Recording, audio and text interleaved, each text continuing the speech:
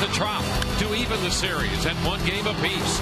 Tonight, David Price goes to the hill in Game 3 of this pivotal 4-game set.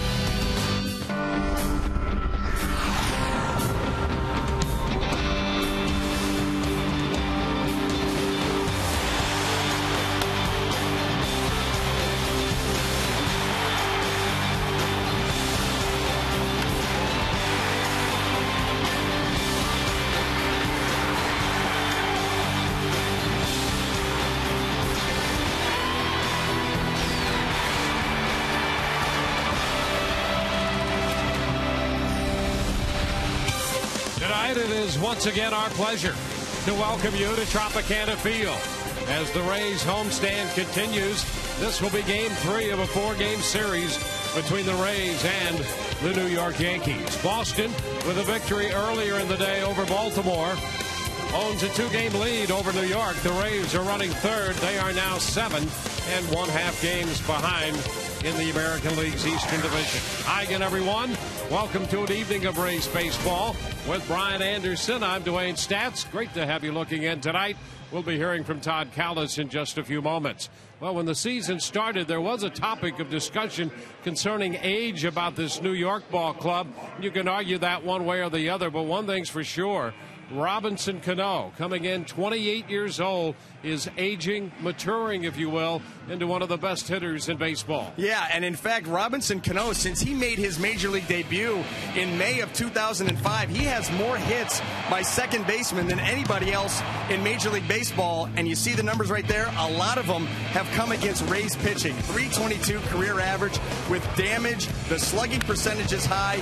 He had the big 2-run home run in last night's game. And really, all you need to know about Robinson Cano and what the Yankees think about him is when Alex Rodriguez is out of the lineup, Robinson Cano, the second baseman, goes into the 4-hole in this very powerful lineup. And on the mound tonight for the Rays will be the big left-hander David Price. He is 3-1 lifetime against this New York ball club, but it's not as easy as all that, is it?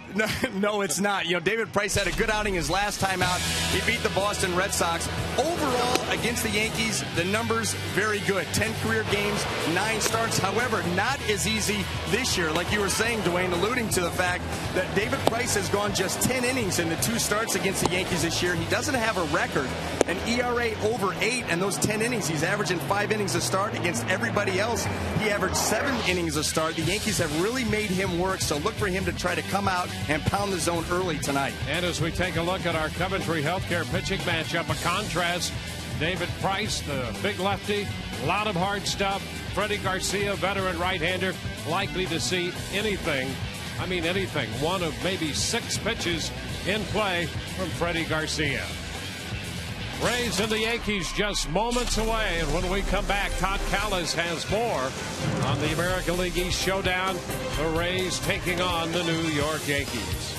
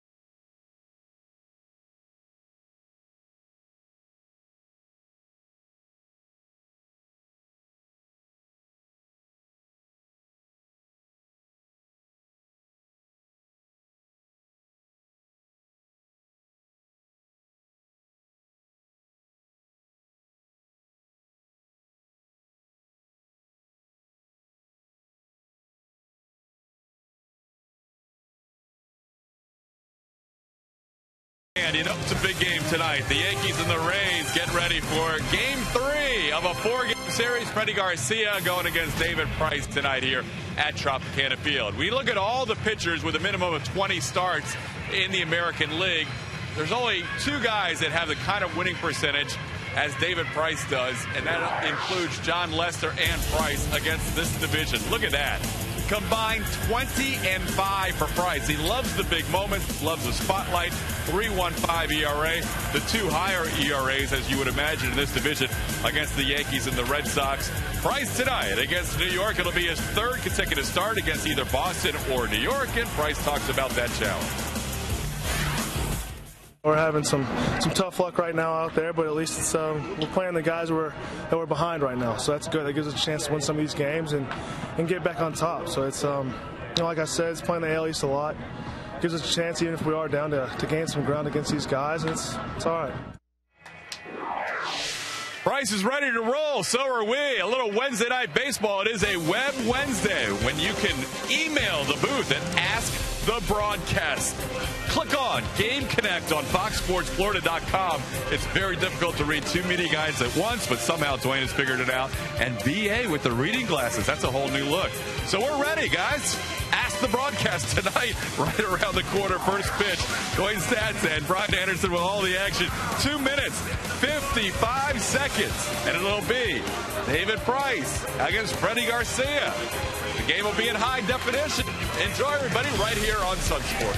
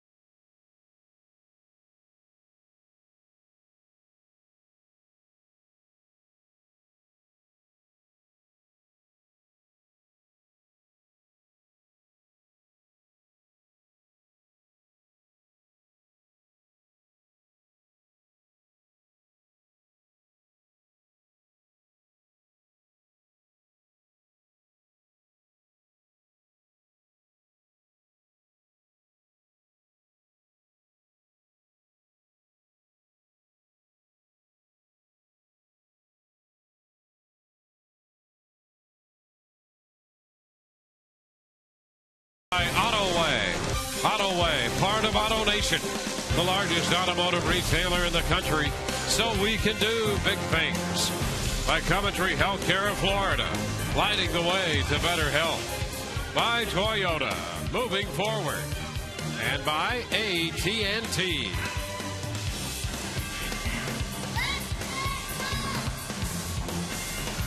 For the Rays, Game 3 of this series against the New York Yankees. Rays 2-3 on the current homestand, and they won 3 and dropped 4 in the season series against New York. Here is the starting lineup put together by Joe Girardi for the Yankees. Derek Jeter, followed by Curtis Granderson and Mark Teixeira, with Robinson Cano in the cleanup spot. Nick Swisher, the DH tonight, and Russell Martin will catch, with Andrew Jones in the lineup hitting 7th, playing right field in front of third baseman Eduardo Nunez, and then Brett Gardner hitting 9th and left. Left-hander David Price making his 21st start of the season, 9-7 record, coming off a win against the Red Sox. 6 innings, gave up 3 earned runs, all solo home runs. Well, here's Jeter in the first pitch of this game, swung on and fouled out of play. An opening fastball. So we're underway here tonight, right on time at 10 minutes past 7 o'clock. 72 degrees inside Tropicana Field. Jeter sends one up the right side. That's going to slice foul down beyond the bullpen. 0-2. Well, it was this matchup, Price and Jeter, in New York, when Jeter became only the second hitter to belt a home run to collect his 3,000th career hit, and it came off the Rays lefty David Price. Price ahead of him now, 2 strikes. And a ground ball shot up the middle off a fastball. Jeter's aboard. So a base hit. Well, let's take a look at the Rays defense as it lines up behind David Price. Left to right in the outfield, Sam Fuld, B.J. Upton, and Matt Joyce. Across the infield, third to first, Evan Longoria, Reed Brignac, Sean Rodriguez, and Casey Kochman. Robinson Chirinos once again behind the plate. And now Curtis Granderson, one of only 2 left-handed hitters this year to hit a home run off David Price. There goes Jeter. The pitch is a strike, and the throw is not in time. Steal number 9 for Jeter. Well, the Yankees are running more this year than they have in past years.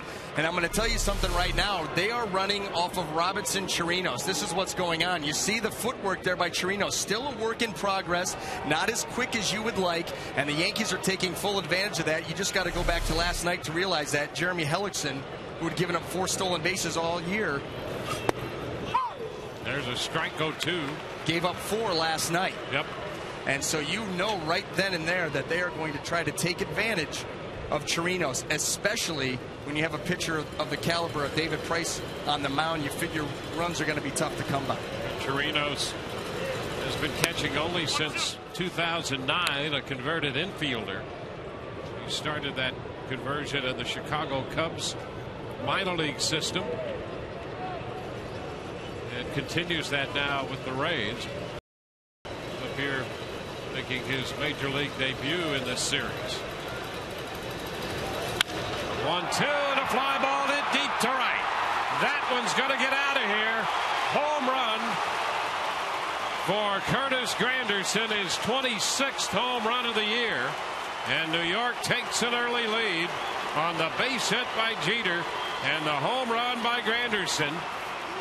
That's his 10th home run off a left-handed pitcher this year, his second off David Price, and only the 3rd given up by Price to a lefty this season. That was a cutter by David Price. It never got to the outside corner, and with Granderson being right up on top of the plate, we've seen the Rays take the approach. There's a strike to Teixeira. The Rays pitchers have taken the approach of trying to jam Granderson because he wants to get extended. David Price throws him a cutter there, allows that extension, gives up the home run. 0-2 now, the count to Teixeira. Well, in the frustrating part in the first 2 hitters, Jeter was down 0-2 and Granderson down 1-2. And the Yankees quickly have 2 runs. And you saw the look on Jim Hickey's face. That says a lot right there. That says it all. I mean, there's a cutter moving away from Granderson, and when they don't get where you want them and there's no depth to them, they just become hanging sliders. 2-2 now to Teixeira. And allowed him to get that extension, to be able to see that cut out of the hand. It stayed out over the plate, thigh high. And a one-hopper grab by Sean Rodriguez, and the throw to first is in time. Well, and on top of that, the Yankee hitters know, having seen Price twice this year, and they've seen a lot of them in those 5-inning stints he's had, a lot of pitches, and so they know that his secondary pitches have not been his strong suit. Well, and that right there is living proof David Price doesn't even trust his own secondary pitches. He's trying to find something that will work, especially to the lefties. He's had good success against lefties. Most of that's on the fastball, but right now the slider kind of gets intermixed with the curveball. Sometimes it's tough to tell them apart. So instead of going to a breaking ball that he feels comfortable with, he goes to a cutter first time through. Down and away to Robinson Cano. And that right there is the biggest tip-off, because if David Price had confidence in his slider, that would be the pitch that you would go to. But he doesn't. And that's why you saw the cutter and he got hurt on it.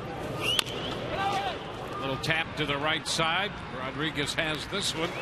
And the toss in time to get Cano. So 2 outs now following the explosion of the 2-run home run.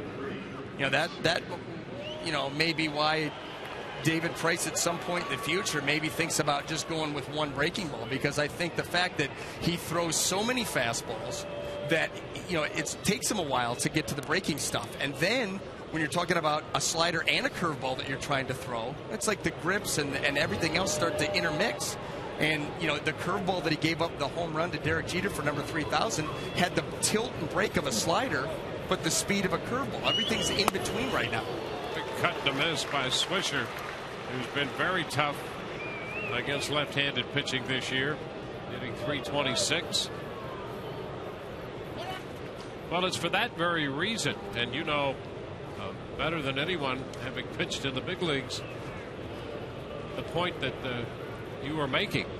It's difficult for a pitcher sometimes to throw both a slider and a curveball. I mean, there are organizations that will just absolutely forbid you to do that. Yes. Unless you've got a guy like a Freddie Garcia who throws a lot of off speed, that you're throwing it enough to keep it sharp. A guy like David Price, he's going to be in the mid-70s% in fastball. And then you add in a couple of changeups. That doesn't leave very many pitches for breaking balls.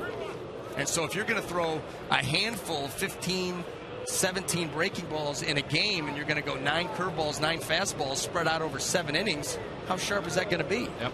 Throw 1 an inning. There's a strike. So the percentages tell you concentrate on one, make a decision, and concentrate on that one to make it as good as you can make it. That's what I would do if I was David Price, and I would continue to work on that changeup, because he's got the ability to have a very good changeup with the and fastball. At times we've seen the changeup be good. Yes. And a base hit into right center field. Upton with the pickup.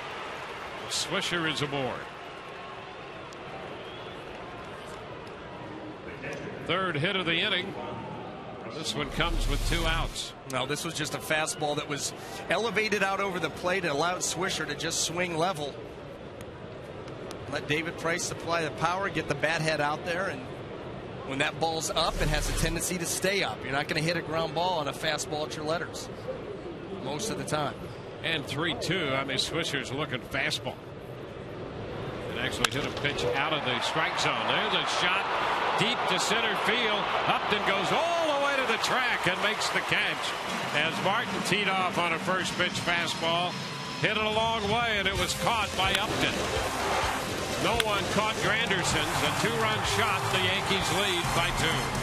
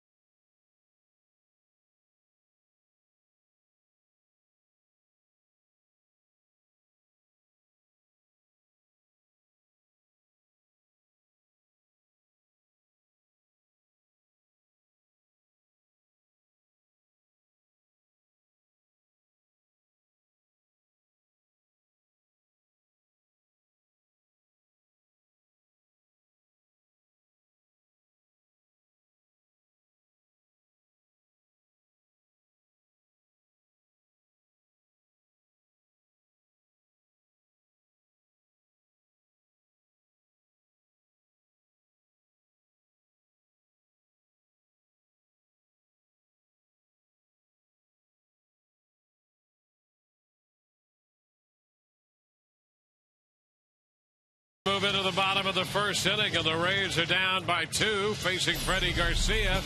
They'll have Johnny Damon leading off, followed by Robinson Chirinos up in the 2 spot, hitting in between Damon and the left-handed bat of Casey Kotchman. Longoria joys it up to down the middle, Bold Rodriguez, and then Reed Brignac. He'll make it his 17th start of the season for the Yankees. Right-hander Freddie Garcia, 7-7 record on the year, 3.43 earned run average, giving up a hit an inning.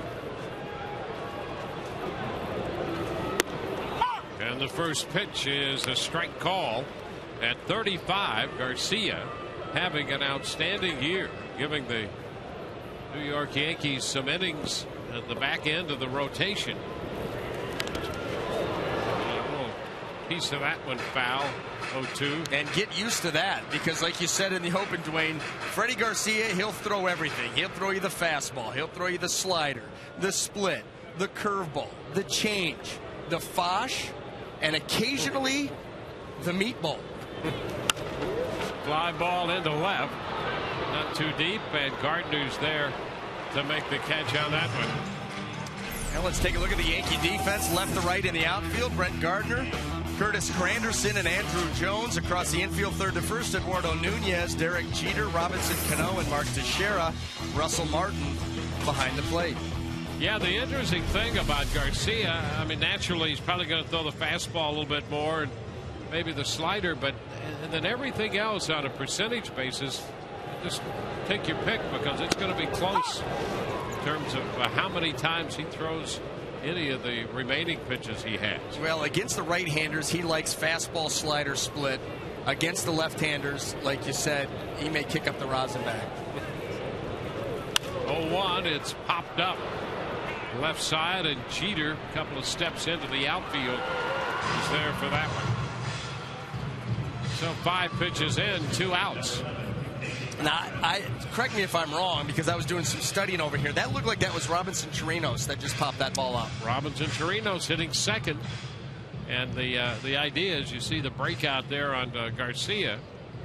Got a left-handed bat in Damon, left-handed bat in Kotchman. He wanted to hit them up in the order, so he slides the right-handed bat of Chirinos in between. Why not Raymond?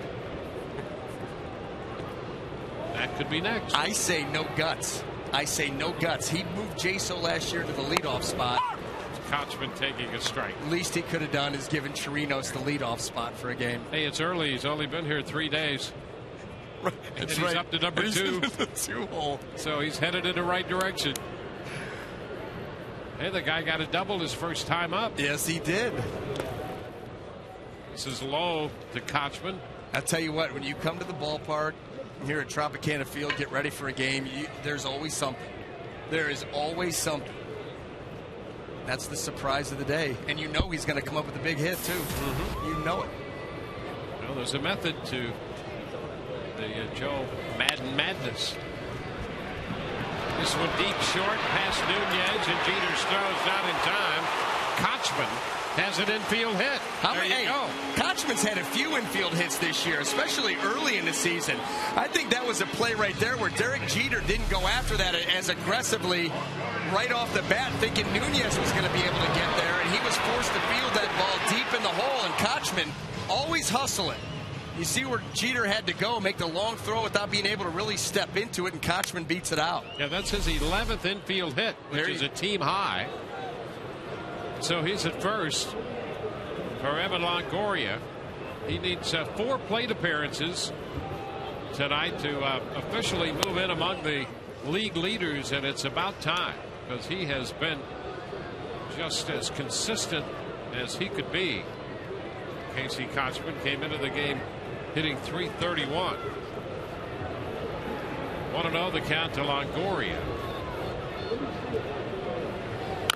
And a foul ball. He came to the club about the end of the first week of the season, and then didn't start to play until about the 3rd week.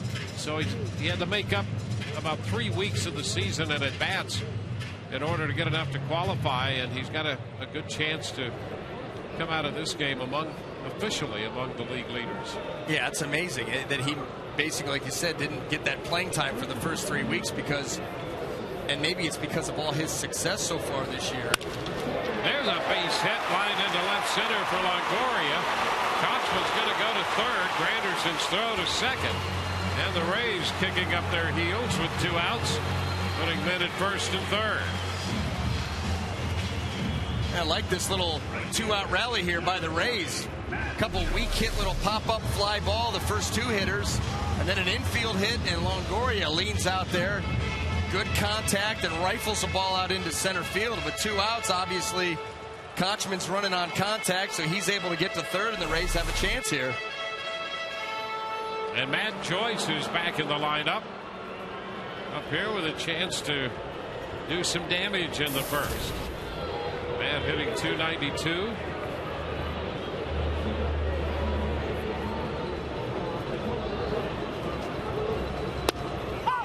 He takes the first pitch for a strike. Breaking ball. He prefers the curveball early in the count, Freddie Garcia, against the lefties. Both righties and lefties with 2 strikes, split finger. He's up near 60% with that pitch. And Joyce is now down 0-2. Well, you know what to expect now. Yeah, 0-2. Got a runner in scoring position, a little 2-out something working here. Freddie Garcia probably going to go to that split finger and try to finish off Matt Joyce.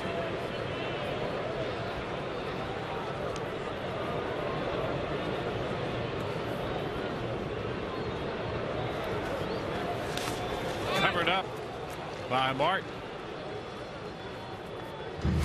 2. Well, Joyce fouled the ball off his knee.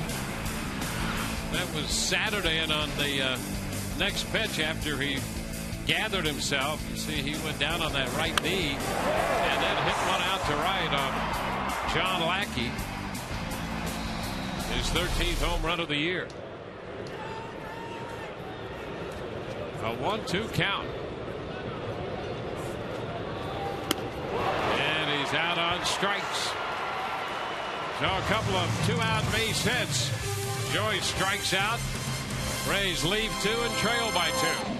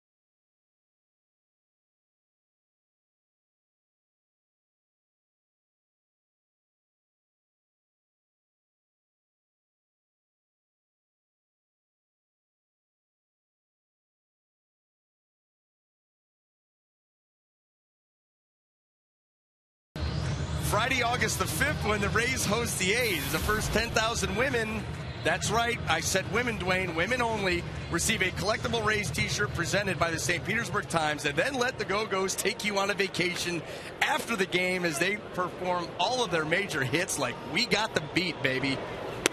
Vacation with the Go-Go's. Yeah. You're talking women. I've heard you talk about that before. Yeah, well, and it's always a sob story. 1-0 the count. One of these days it's going to work out. Pitch is high. 2-0 the count here to the New York right fielder. Yeah, that's going to be a big night. Or it's in an afternoon. What time does the game start? I don't know, but I'm going to have my tickets in the front row. Looking for stragglers. 3 balls, no strikes to count to Jones. Nunez next, and then Gardner. Oh, there's a strike. 3-1.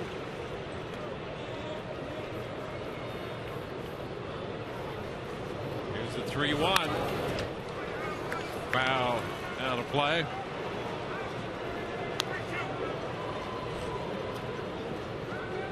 Jones hitting .211 for the year. 6 home runs, and they've all come against left-handed pitching. Just a little piece of that one off the fastball, a foul ball. The count remains 3-2.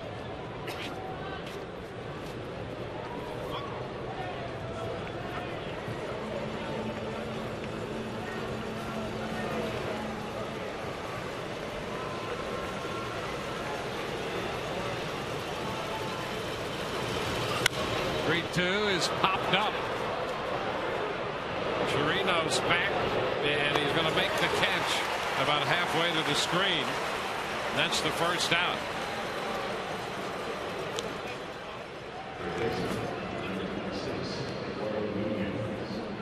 We'll bring up Eduardo Nunez, the third baseman.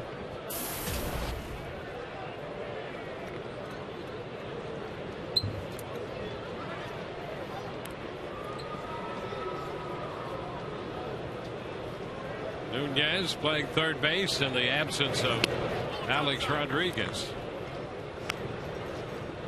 1 ball and no strikes. He filled in quite capably, particularly offensively, when Jeter was out. Foul ball back. It's 1-1. He's an aggressive hitter.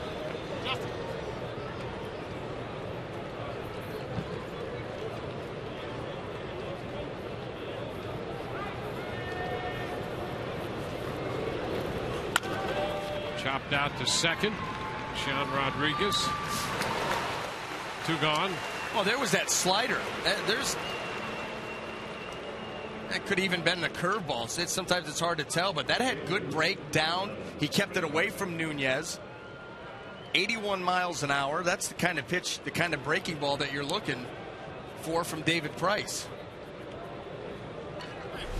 2 outs. Here's another look at that. Trying to backdoor. A little bit harder now. That had the slider break to it.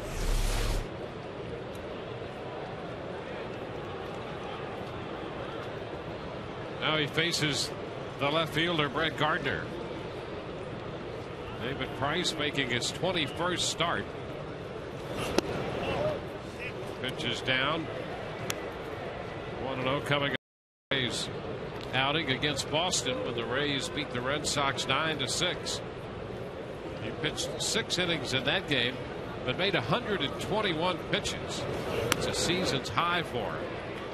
His career high is 122.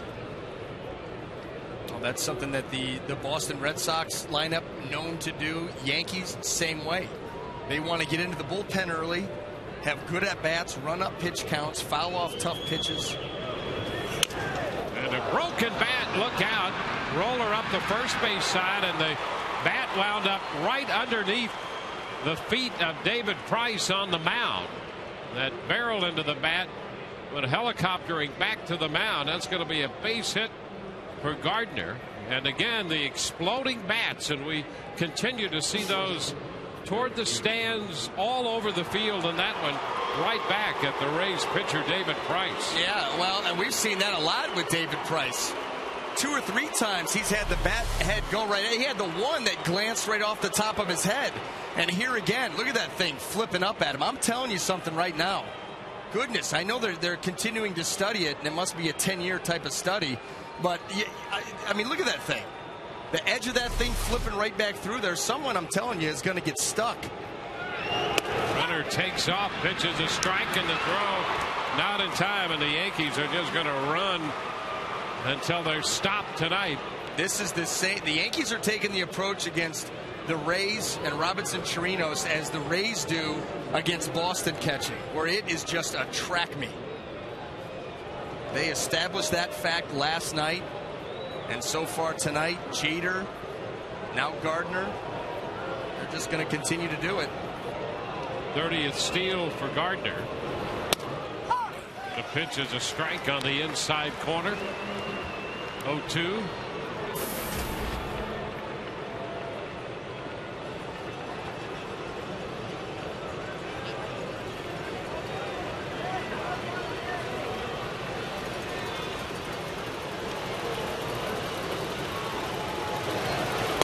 Strike 3 call. Jeter caught looking to retire the side. Couldn't pull the trigger on a 97-mile-per-hour fastball. It's 2-0 New York.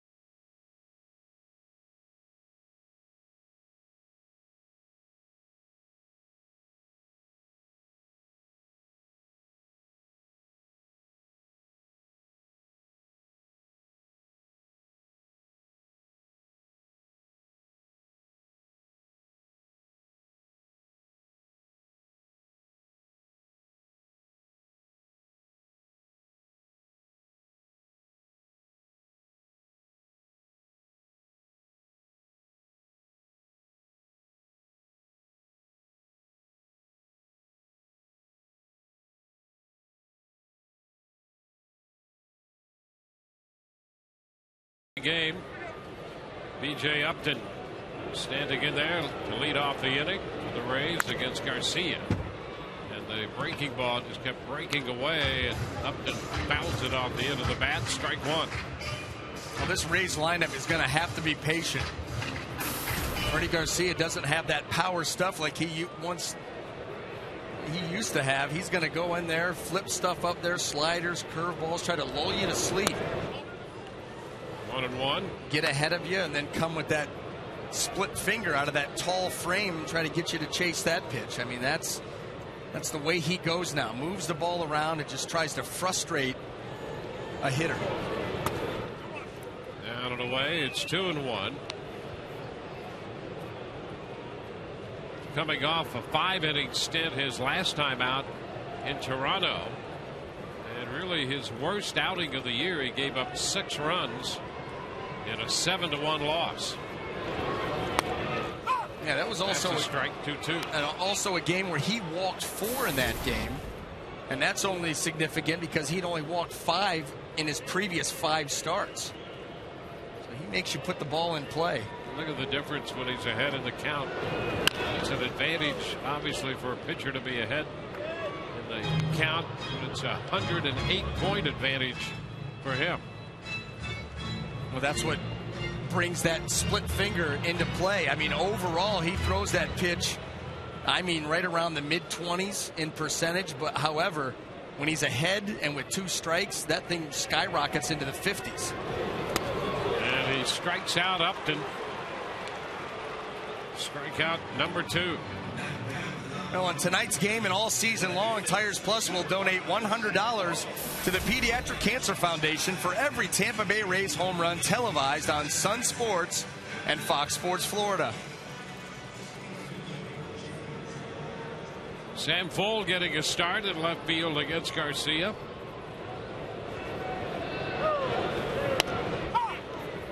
Pitch is a strike. Nunez in at third base and on the turf.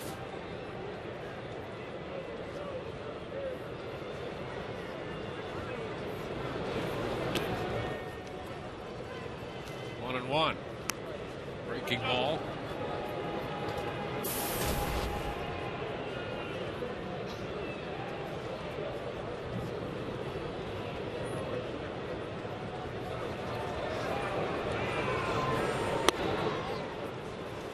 Two balls and a strike.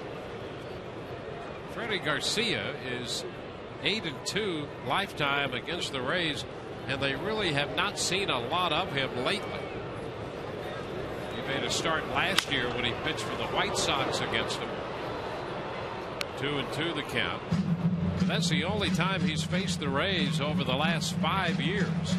Yeah, how about that? I mean, and he hasn't made 30-plus starts in a season in 5 years. 2006. He made 33 starts that year. Went 17-9. And since then, it's been piecemeal. Few here, few there. Chopper right side. Cano to his left. Grabs it and makes the toss. So a strikeout and a ground out. 2 up, 2 down. And then we'll get Sean Rodriguez up there.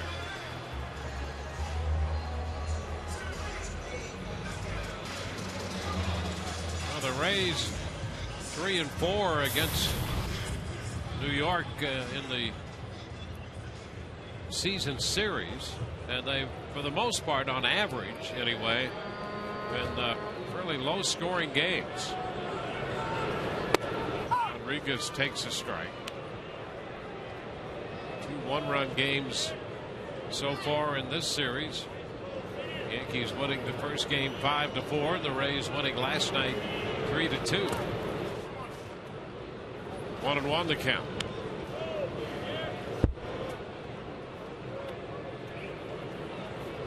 Joe Madden and the Yankee skipper Girardi matching wits here in this series. High fly ball. Left center field. Gardner is there. 3 up, 3 down. We're headed into the third. It's 2-0 New York.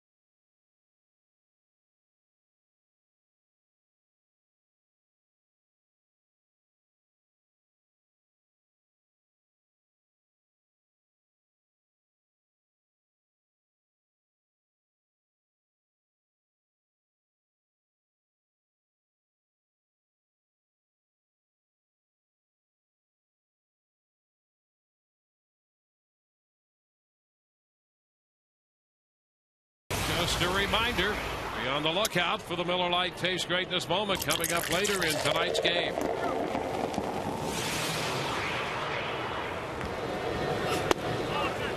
Curtis Granderson up here. The first pitch of the inning is low. A fastball from David Price.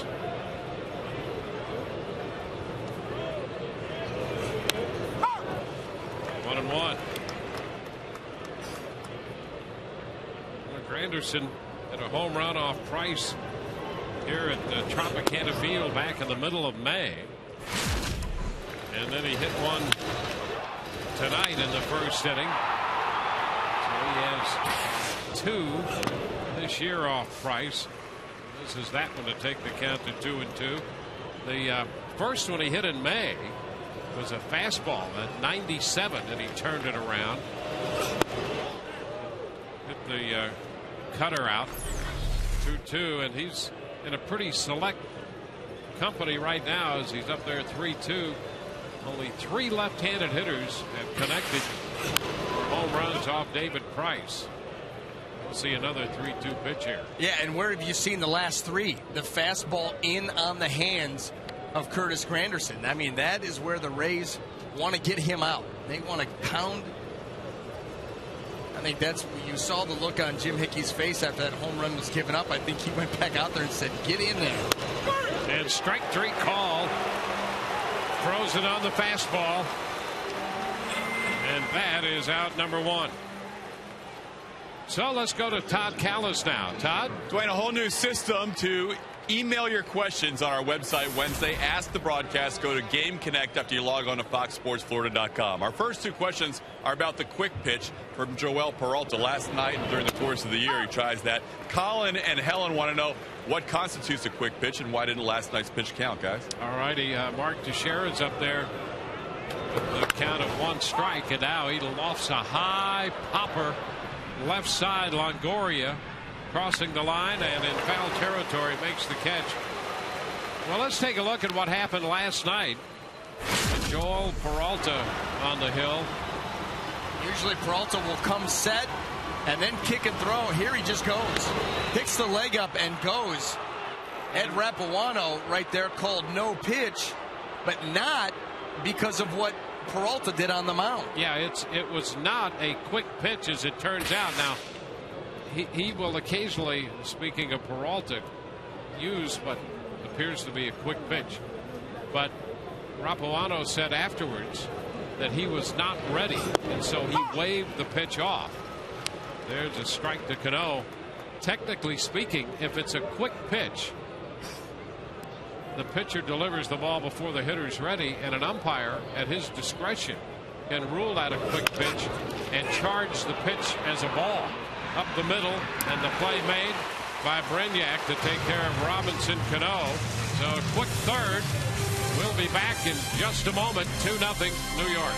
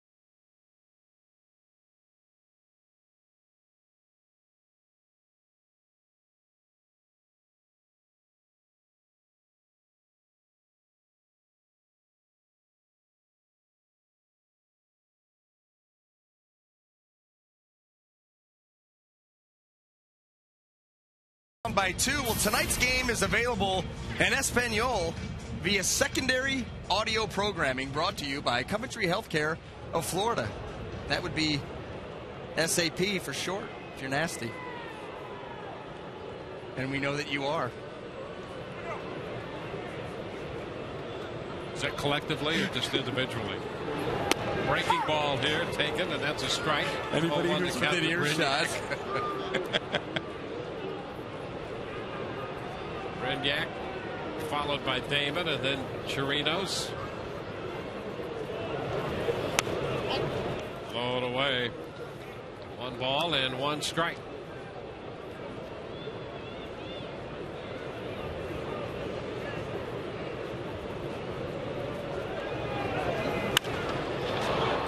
Lifted toward left center. Granderson and Gardner. And Gardner comes in to take it. And Granderson had a little trouble again with the roof here at Tropicana Field. Yes, he did. I mean, he went back. He does not pick the ball well up or up well, either one. I don't speak so well. But here, look at, you see right here, the arms start to go out again. You see the change of direction. Fortunately, in this case, for the Yankees, Brett Gardner is there, but Curtis Granderson is struggling picking that ball up off the bat when it's high to center. Johnny Damon shoots it foul up the right side toward the bullpen. Here's Granderson last night. The Rays managed to score a couple runs in the 7th. This was a big part of it. I mean, that was as routine and everyday fly ball as you can get in the big leagues. Line drive and a base hit into center field by Johnny Damon. Damon picking up his first hit of the night. For the Rays, hit number 3.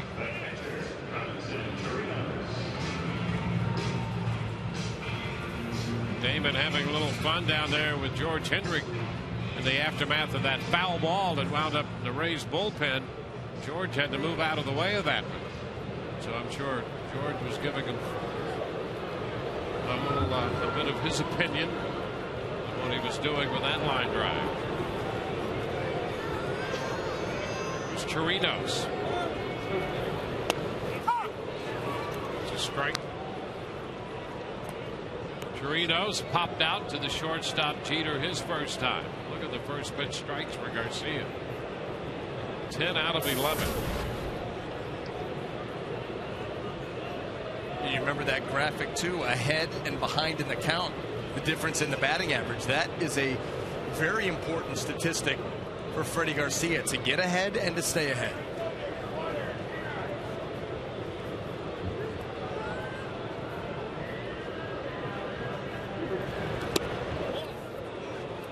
Chirinos started to go, but check. That shouldn't have mattered. I mean, that Garcia was a breaking. thought he had a strike. Well, so did I, and anybody else. The pulse. I mean, here it is. This is a break. I mean, that's a strike. Pretty good pitch right there.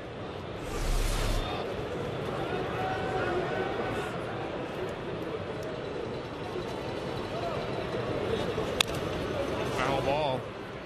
It's 1-2 of the scouting report on the plate umpire, Dan Iasonia, is that that strike zone is a little tough low and it's a little bigger high. With a very, very slow resting heart rate. At least low. So the strike zone opens up high, not so much low. Swing and a miss. Chirinos out on strikes. Strikeout number 3 for Garcia. Well, off speed. You see the split grip. You see the tumbling action moving down and away from Chirinos. I mean, if you're a Rays hitter, you can bet with 2 strikes, Freddie Garcia, you are going to see a split. And when he throws his good one, it's not a strike. Problem is, it stays in the strike zone for a long time, so he is able to get guys to commit to it. And what a great shot that is, that replay. To slow that down, you see that tumbling action. Now Casey Kochman. Breaking ball is in there to start him for a strike. Well, let's see, Casey at 333 right now. So coming in, looking to get enough plate appearances to be listed officially among the league leaders. I think he'd be 3rd overall.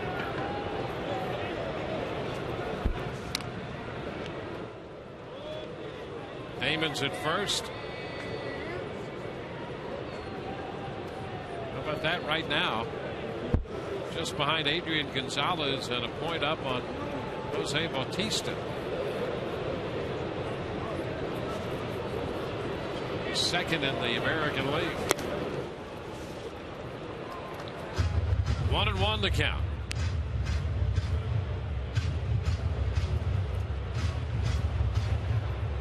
The Rays left 2 men on in the first inning and a 1-2-3 inning in the second, and now a runner at first with 2 outs in the third. It's only Jose Reyes and Adrian Gonzalez ahead of Kochman overall in the majors.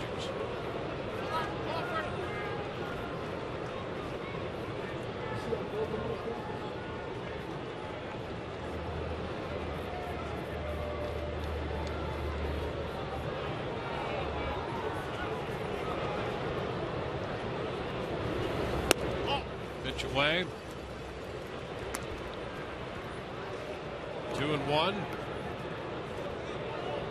Garcia with the White Sox last year was 12-6, made 29 starts with a .464 earned run average, and wound up signing with the New York Yankees this year and pushed his way into their rotation. Ground ball headed up the middle, base hit. Down to second base goes Damon. Casey Kochman 2 for 2 tonight.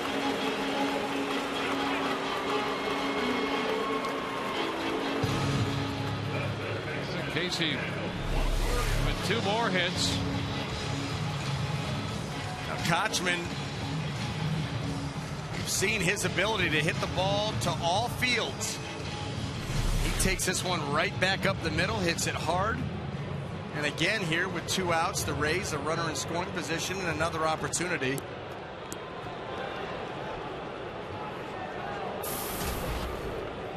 Here's Evan Longoria. Evan had a base hit in the first.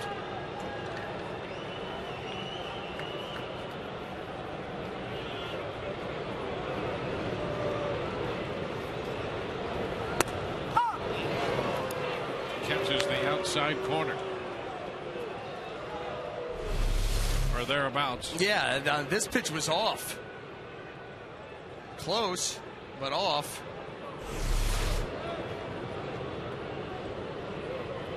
Here we go. The 0-1. Now Evans down in the count. Boy, what a difference that first pitch strike makes. Yeah.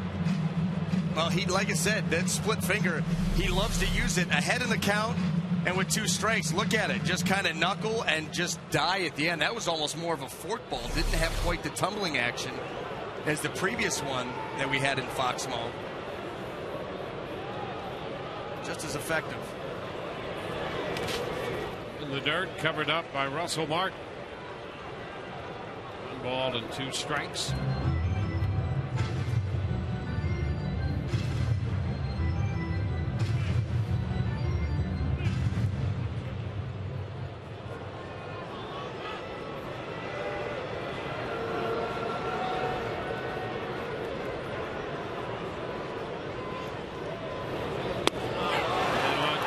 Out on strikes.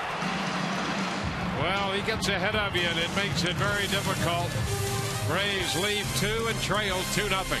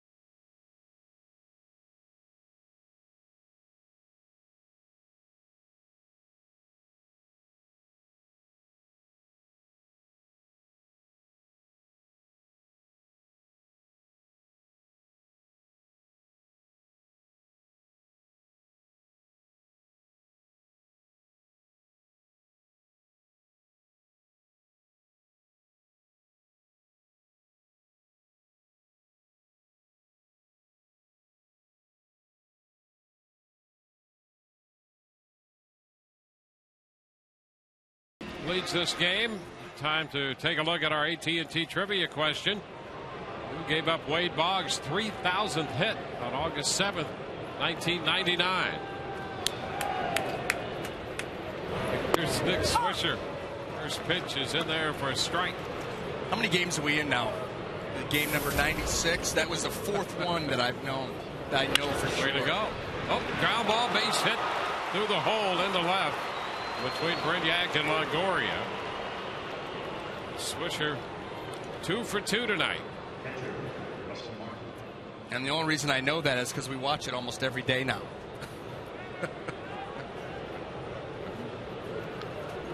Well, as we know, Wade hit a home run. He was the first. Jeter, only the second man in the history of the game with 3,000 hits and a home run. And guess who was there for both of them? There might have been more than. Well, guess who was official in an official capacity? Russell Martin. The pitch inside. One ball, no strikes. I mean, you had the distinct honor of calling both of those. It's pretty cool. It is pretty cool. I mean, the further you get away from it, it humbles you. And you're right. It is an honor, privilege. Don't sprain anything, pat yourself on the back. No, it's humble by it.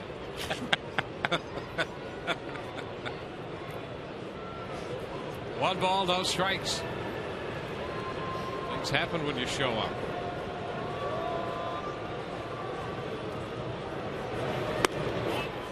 Pitch is high. Be on time and run hard to first base.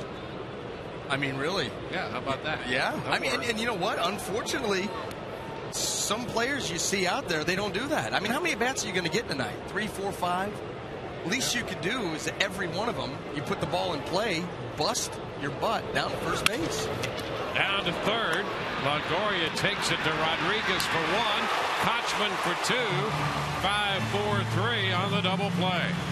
I'll tell you what, the Rays are so good at turning these double plays. Here's your checkers double of the game. Evan Longoria comes up with the ball, of course, gives the good feed, and Sean Rodriguez, who loves to hang in there and make the nice turn, the good throw over to Kochman. There it is, your checkers double of the game. 2 quick outs.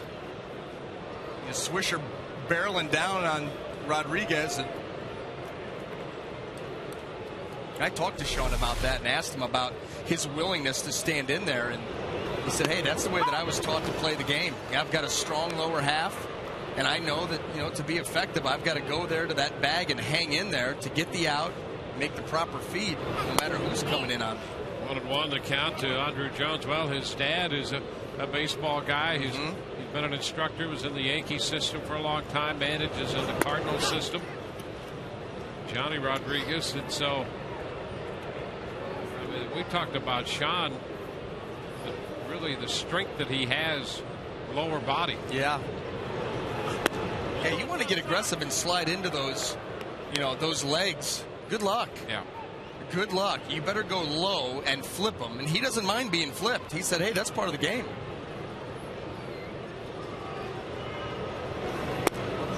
There's a strike. But he's not your 1970s second baseman you can knock out into left field. Swung a wet newspaper from both sides. 3-2 is lifted into center field. Jay Upton's there waiting and makes the catch. No runs, a hit. Nobody left. We got to the bottom of the fourth. 2-0 New York.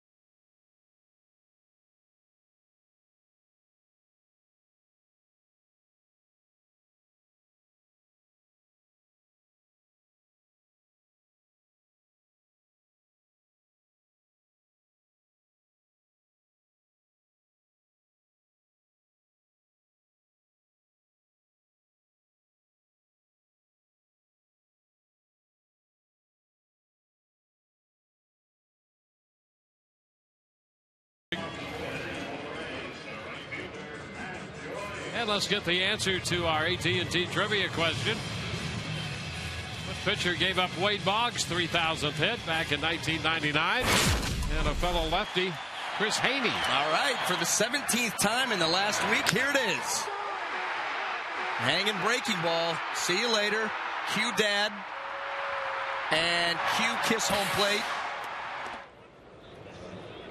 Yeah. Producing and directing. Well, home plate. There we go. Love it. Love it. Matt Joyce leading off here in the bottom of the 4th.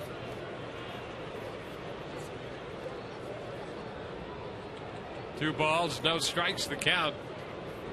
Joyce, Upton, and Fold due up.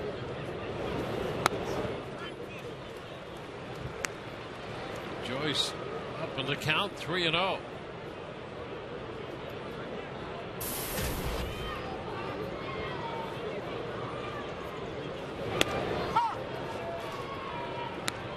Three and one.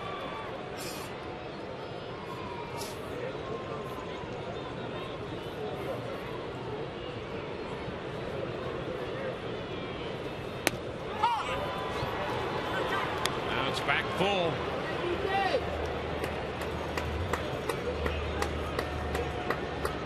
Garcia originally signed with the Houston Astros out of Venezuela. And a swing and a miss. He comes back to strike out Joyce. Strikeout number 5. Let's check in now with Todd. All right, next question comes to us on our Game Connect, FoxSportsFlorida.com, and a lot of fans want to know about B.J. Upton with a trade deadline coming up. Jake, Jonathan, Brandon, amongst the others, want to know, do you guys think B.J. Upton will be traded? Back to you. Well, the answer to that is we don't know. Next question. Here is B.J. Upton. Pitch off the mitt. Martin, 1 ball, no strikes. And that, you know, that's a good question. It's something that's on the minds of fans and all of us. I thought Andrew Friedman in his time on the pregame was pretty good about all of those questions. Will they try to add somebody to help the club or not? Will they help someone who would be for this year only? And you know, his responses are measured and they make sense in that, well, they wouldn't give up as much. And if you're not going to give up as much, then that lowers the probability of making a deal. I guess you could extrapolate that. But I mean, he really has a juggling act between today and the distant future. And BJ going to be part of a deal? I guess it's always a possibility, but nothing that we know of. Jones takes care of the fly ball to right. I say we. I don't know if I can speak for you. I'm reluctant to do that. When you're done with your filibuster, I'm going to jump in. Jump in? Yeah, you answered it right off the bat. We don't know. Have no idea what's going on. I'm sure that Andrew Friedman has his, poker in a lot of different fires and trying to figure out something. But the one thing that I do know is that there is a trade made and B.J. Upton is to leave this squad, Todd Kalas will be going with him. It will be a package deal. That much I can assure you. Okay. There you go. So all the more reason that BJ should stay. So TK could stay. Keep the team stronger. Yeah. All around. Be tough too, because right now leading the team in home runs, RBIs. Yeah, he's 7th in the league in stolen bases. Been hitting the ball very well the last month. Sam Fold fouls it out of play. So if you're thinking about, the rate of return on B.J. Upton right now, if you're Andrew Friedman, it's going to have to be pretty high, because this is a guy that can help you. And if you think you're going to stay in the race the rest of the year and you plan on doing that, this is a guy, like I said, leading the team in home runs, RBIs, can steal bags, play great defense, and is hot lately. Liner up the right side. That's going to be in there for a base hit.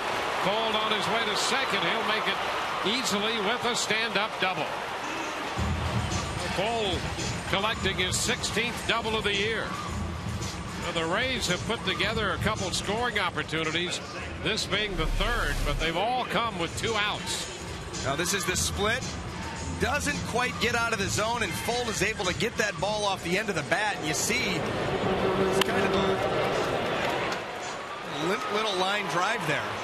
That's what allowed Sam Fold hustling all the way to get into second base. And the Rays, once again, third time, the 2-out scoring chance.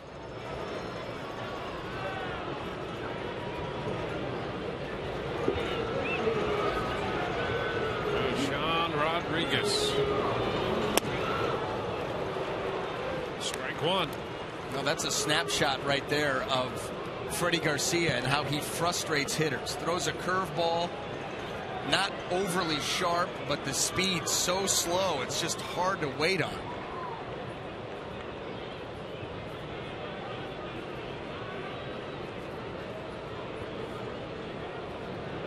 The 0-1. Swing and a miss, ball popping away. Bull will advance to third ahead of the throw. A split down. That's going to be a wild pitch, allowing Bull to advance. Well, Sam Fold being aggressive. Here it is, the 0-1 split, the swing and the miss. This ball didn't end up real close here to Russell Martin. Probably should have just ate that. That was just kind of a waste of a throw. The only thing that can happen there is something bad.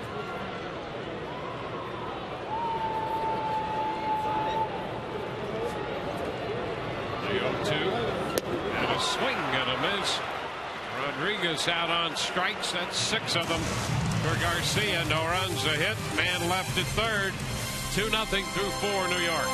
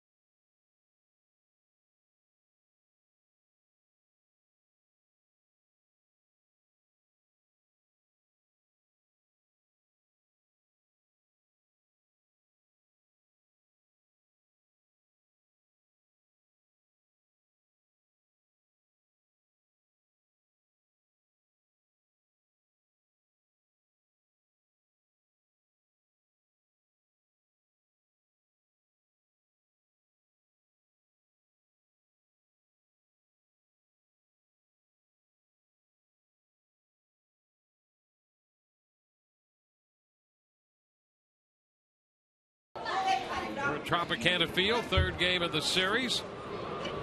Eduardo Nunez leads off for New York, and the pitch is low. The Yankees got both their runs back in the first on the Jeter base hit and a home run from Curtis Granderson. That's it in the scoring department. Each team with 5 hits. Line drive into center, and Upton charges and makes the grab. 1 away. That ball and that play by Upton appeared to be routine, but as simple as that seems, that is not an easy play. It's difficult when a ball hit right at you in center, and BJ made it look very easy. To get that good initial break off the bat. You see BJ reads it, runs in, and just makes the catch. He plays a shallow center field. Has that ability to go back on balls very well with plus speed. And I'll tell you what, he's got a very good arm out there in center field, and when he stays down and through his throws and tries to keep him head high, he can really launch a baseball. Some hair on him. 2-0 the count to Brett Gardner. Gardner now with 30 stolen bases, leading the league. So he's a guy you want to keep off the bases. The Yankees have been running the last couple nights. Of course, they've now with 2 steals tonight, they have 94 for the year. And Gardner walks on 4 pitches. 1 out pass. Time to take a look at the coming Rays schedule, brought to you by Just for Men Hair Color. Wrap up game of the series tomorrow. James Shields and CC Sabathia before the Rays hit the road. As we look forward to the upcoming Rays schedule, you can live forward with Just for Men Hair Color. Well, what pitch do you figure that Brett Gardner's going to go on? You know they're going to send him. Could be a hit and run here. Derek Jeter's a good ground ball candidate. You figure the Yankees are going to put something on him. Gardner had a steal in the first game of the series. He had 2 steals last night and a steal tonight. 1-0 the count to Derek Jeter. Jeter caught looking on a fastball in the second inning.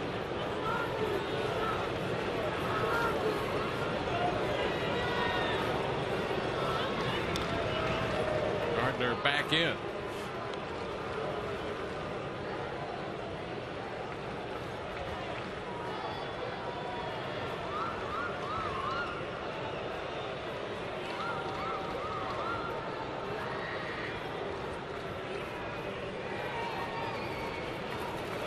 Starting to stop, swing and a miss.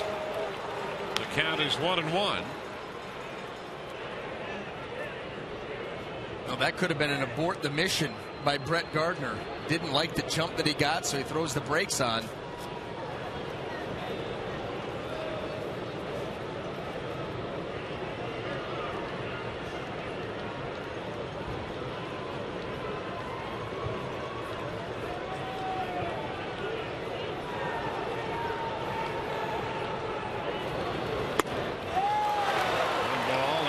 Strikes. Jeter out in front that time. Jeter, who was caught looking on a 97-mile-per-hour fastball in the second, had fastball on his mind right there. And on that off speed, he was out in front.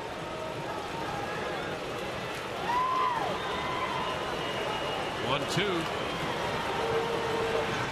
Get it over to first. Gardner back.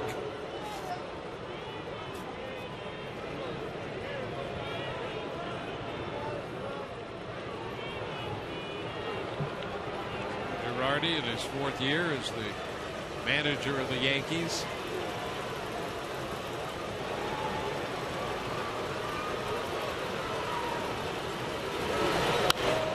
Jeter fouls it out of play.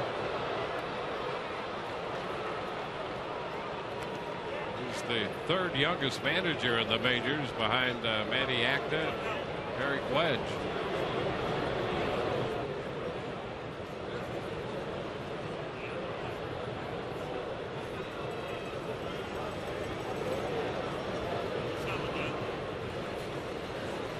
Runner at first with 1 out.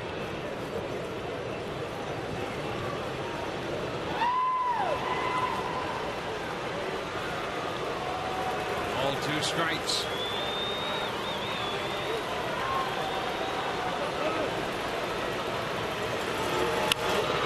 One hop to short. Brainiac Rodriguez 1, Kochman 2. 6-4-3 on the double play. We'll go into the Rays half of the inning. The Rays still down. It's a 2-0 contest.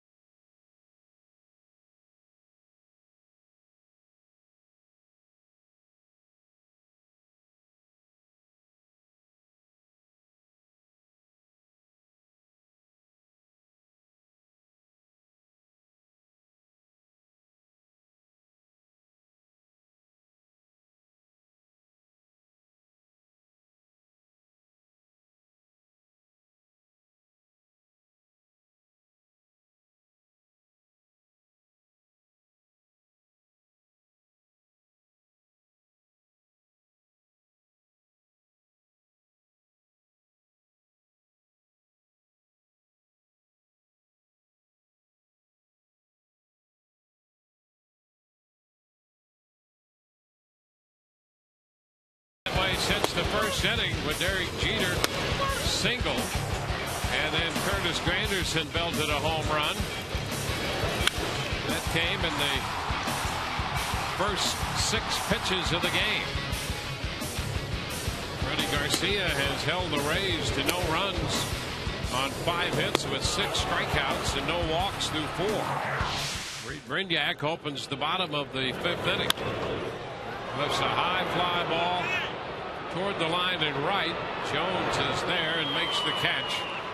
With the first out of the inning, and we'll check in again with Todd Callis. Dwayne, our next question on FoxSportsFlorida.com. Clicking on the Game Connect for our Ask the Broadcast booth. Matthew said he heard the scouting report on Garcia, and he heard about a fosh ball. He was wondering what a fosh ball is, guys. Well, he also probably heard about a meatball. Here's the pitch. A little high to Damon. 1-0. Now, here's what I've always heard, B.A. Yeah. That Ray Miller, who was the great pitching coach with the Baltimore Orioles, and Mike Boddicker was over there. Boddicker, a right-hander who threw all kinds of pitches, not unlike Garcia, he threw a great changeup. And I had heard that actually the fosh ball was dubbed that by Ray Miller because it was a combination. I think Miller originally called it a push ball because it was a combination, an off-speed pitch between a fork ball that Boddicker pushed out of his release, out of his hand. Line drive into center and a base hit. Damon is on.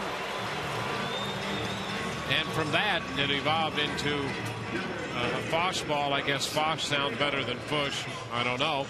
But that's one of the stories I had heard about that pitch. That dates back to the early 80s, I guess. Have you ever seen one? I've not seen one. I know that guys throw them. Some guys don't. and it's claimed that they do. Yeah. So there you are. It's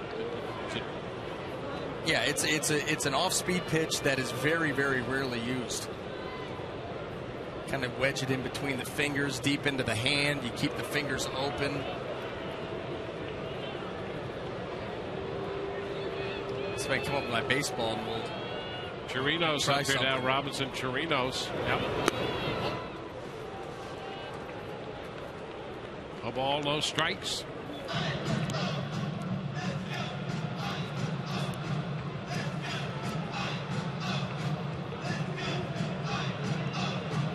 You know, another guy who supposedly threw that you may have run across, Al Nipper. Do you know Al? I did not know Al. Okay. He spent some time in Cleveland and with the Red Sox and the Cubs. Runner goes and the pitch is lifted into center, left center. Granderson there to make the catch, and boy, Gardner came charging over there. Given the history the last couple nights of Granderson having trouble reading the roof here. And boy, Gardner was going to be right there just in case. Yeah, he did. He came hustling over Kelly Leak style, going to try to take everything. You see Granderson having to stiff arm him and say, listen, I got it.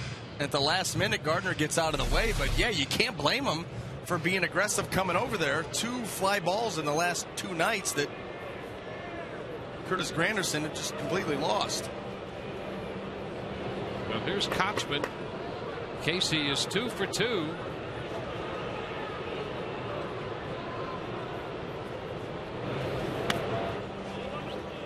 Pitch is low. Ball and no strikes.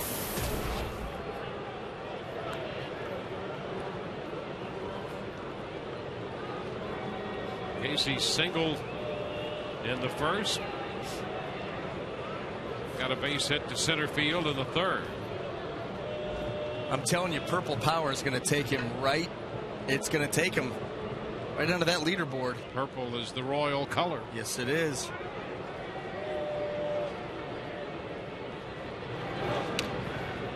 Damon back in at first.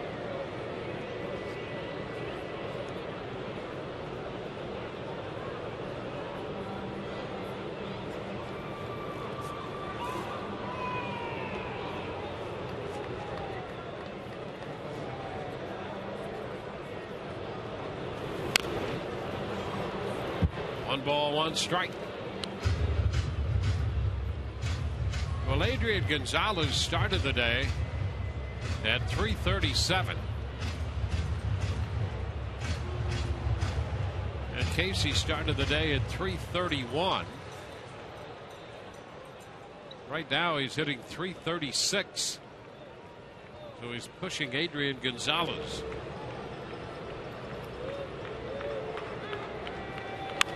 And that one's going to be a fair ball. Extra bases down into the left field corner. Damon will be stopped at third. It's a double for Casey Kotchman. He is 3 for 3. Casey's 19th double of the year. So Casey pushing his way up the ladder in the American League batting title chase. Getting enough plate appearances to qualify here in this game tonight. Yeah, what did we say about Casey Kotchman? The reason for his success. He is willing to hit the ball to all fields. How about taking this breaking ball that's elevated away from him and just putting it down the left field line? Johnny Damon here, 2 outs. He's hustling. He wants to give it a go, but Brett Gardner actually came up with a good throw there. He kept it low, the trajectory low, which is going to get it into the infield quicker. And the Yankees would have had a good chance to cut down Johnny Damon if he would have tried to score on that play. Well, here's Evan Longoria with a chance. 2 men in scoring position. And again, the Rays have a 2-out threat. That's been the theme all night. There's a strike. They had men at first and third, 2 outs in the first, left them. Men at first and second, 2 outs in the third, left them. A man at second and then third on a wild pitch with 2 outs in the fourth and left him. Second and third, 2 outs in the fifth. You better cash in at some point before those opportunities dry up. Evan just a piece of it and fouling it 0-2. And a tough place to be behind in the count against Freddie Garcia. Yes, it is, because now Freddie Garcia has everything at his disposal. Loves the split. He could try a surprise pitch.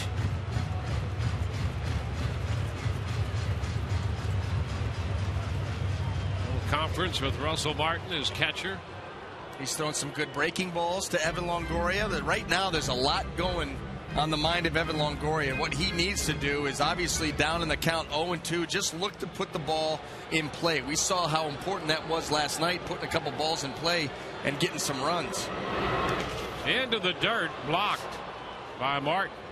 And you better believe that when Freddie Garcia is out on the mound, Russell Martin is in high alert all the time because of that split finger. A lot of those are going to end up in the dirt. So you better have a catcher back there that is willing and talented enough to use good technique and make good blocks.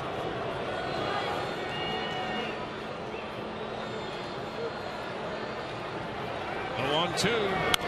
Evan fouls it. It's out of play. Forcing another 1-2 pitch.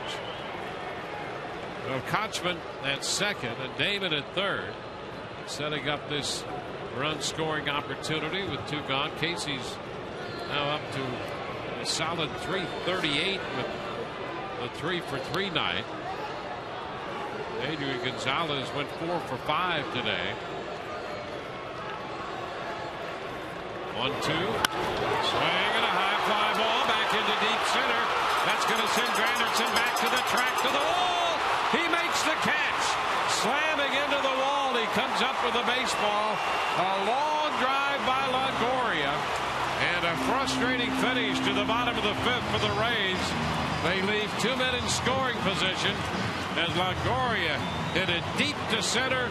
Granderson caught it, slamming into that center field wall. And through 5, it's still 2-0 New York.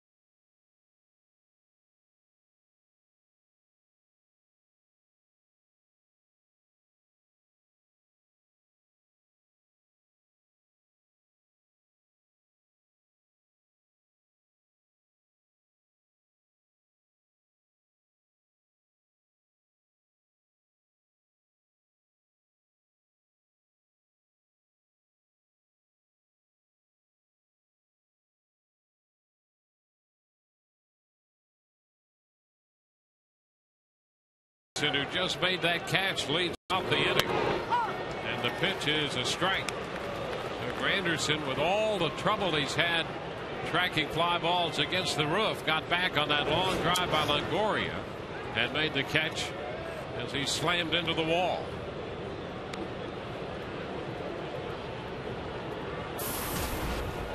A 1-1 count to the New York center fielder.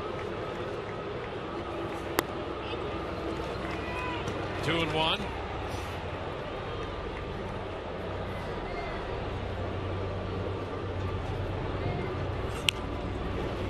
Fouled off his foot. Down goes Granderson. That'd have been funny if his last name was Frazier.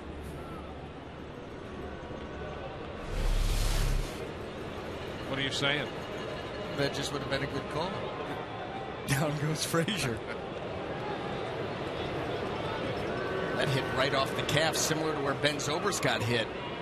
Yeah, and Ben, we saw him before the game, had that wrapped and tried to keep the swelling down, but he did have some swelling. Foul ball. So the count is still 2-2. Joe Maddon saying he would be available to pinch hit. That's the problem with that part of the body. There's nowhere for the swelling to go. I mean, it just puffs up and it restricts the muscles. Swing and a miss. Granderson a little late on the fastball. 1 out in the 6th. Let's go to Todd. All right, Dwayne, Casey Kotchman with those 3 hits. He has been waiting to qualify for the batting title for a while now. This is his 38th straight start, so he's finally caught up. He needs just one more plate appearance.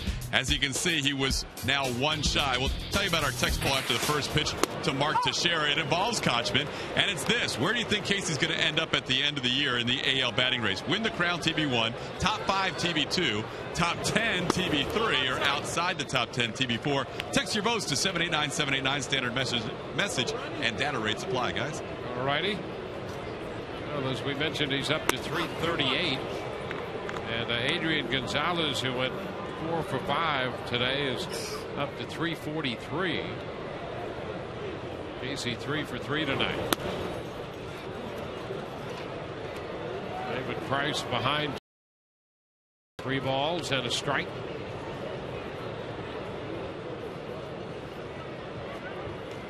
Well, the Rays have out-hit New York 7-5, but they trailed 2-0. And a high fly ball toward the right field corner. That's a fair ball. Bounces 1 hop off the wall. And Teixeira heads into second with a double. Teixeira picks up a 2-base hit.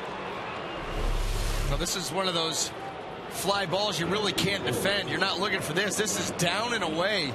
Teixeira reaches with the swing and just hits a fly ball right down the right field line. Matt Joyce running over there to get to it. He's not going to be able to. The ball stays in play.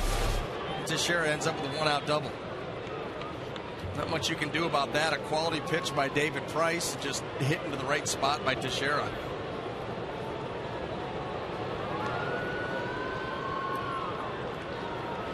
Now it'll be Robinson Cano. He's 0 for 2 against Price tonight. And misses the fastball. Strike 1. He came into this game hitting over 340 against left-handed pitching. Well, he does a nice job of staying in there. He keeps that front shoulder buried. Doesn't pull off like a lot of lefties tend to do. He stays with that up the middle approach and is quick enough to get to the ball in. Unless it's up and in the mid to upper 90s. And everybody has trouble with that one. Yeah, who's quick enough to do that? This is a good pitch here by David Price, keeping that ball up around the shoulders, in. Not much you can do with that. And even though it turns out to be a ball, there are a couple of things that work there. Number one, you've got to make up your mind so fast. And you see that ball up there. You see it, then you don't, and he's out on strikes as Price went right back up there. Yeah, smart pitching there by David Price, recognizing the fact that Robinson Cano was having trouble with that fastball up in the zone. You're right, you see the whole baseball. It looks big. It looks like you can get on top of it and hit it, but the velocity combined with the fact that that's up around the shoulders, your brain's lying to you. So 2 outs with Teixeira at second base and a conference on the hill with Jim Hickey out there before Price faces Swisher. Swisher's 2 for 2 tonight and 8 out of 18 lifetime against David Price.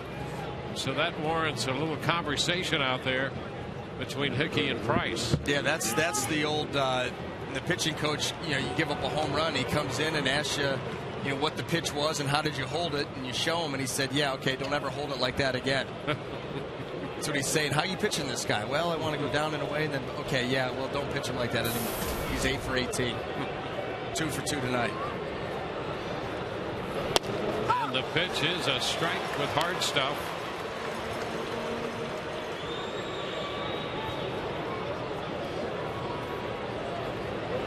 Price has had a good pitch count tonight. He had 70 through 5. And he's quickly ahead of Swisher.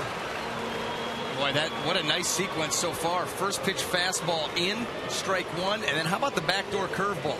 Strike 2. High quality by David Price.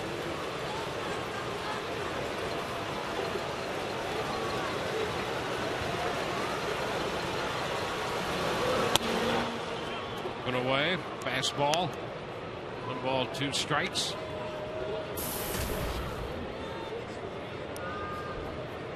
Swisher's numbers against Price in his career.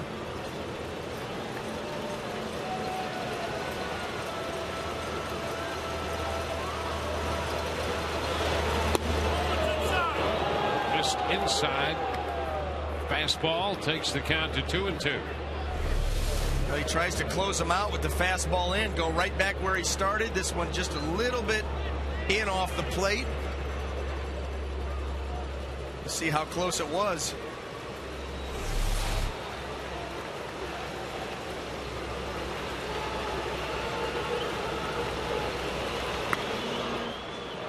Now we go 3-2.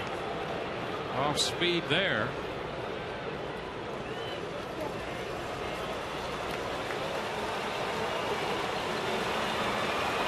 Teixeira is on second. 2 outs.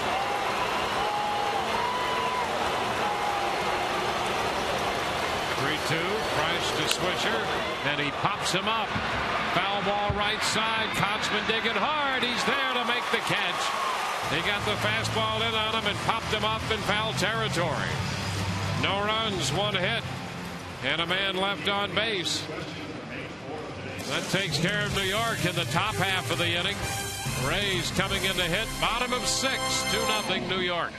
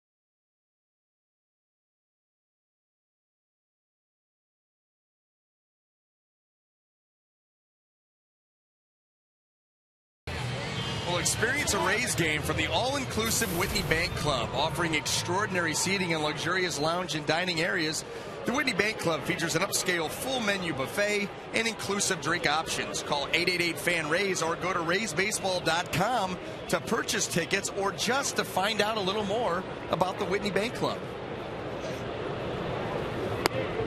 Here's Matt Joyce looking at a strike in the bottom of the 6th inning is underway. Joyce 0 for 2. Freddie Garcia has fanned him twice tonight.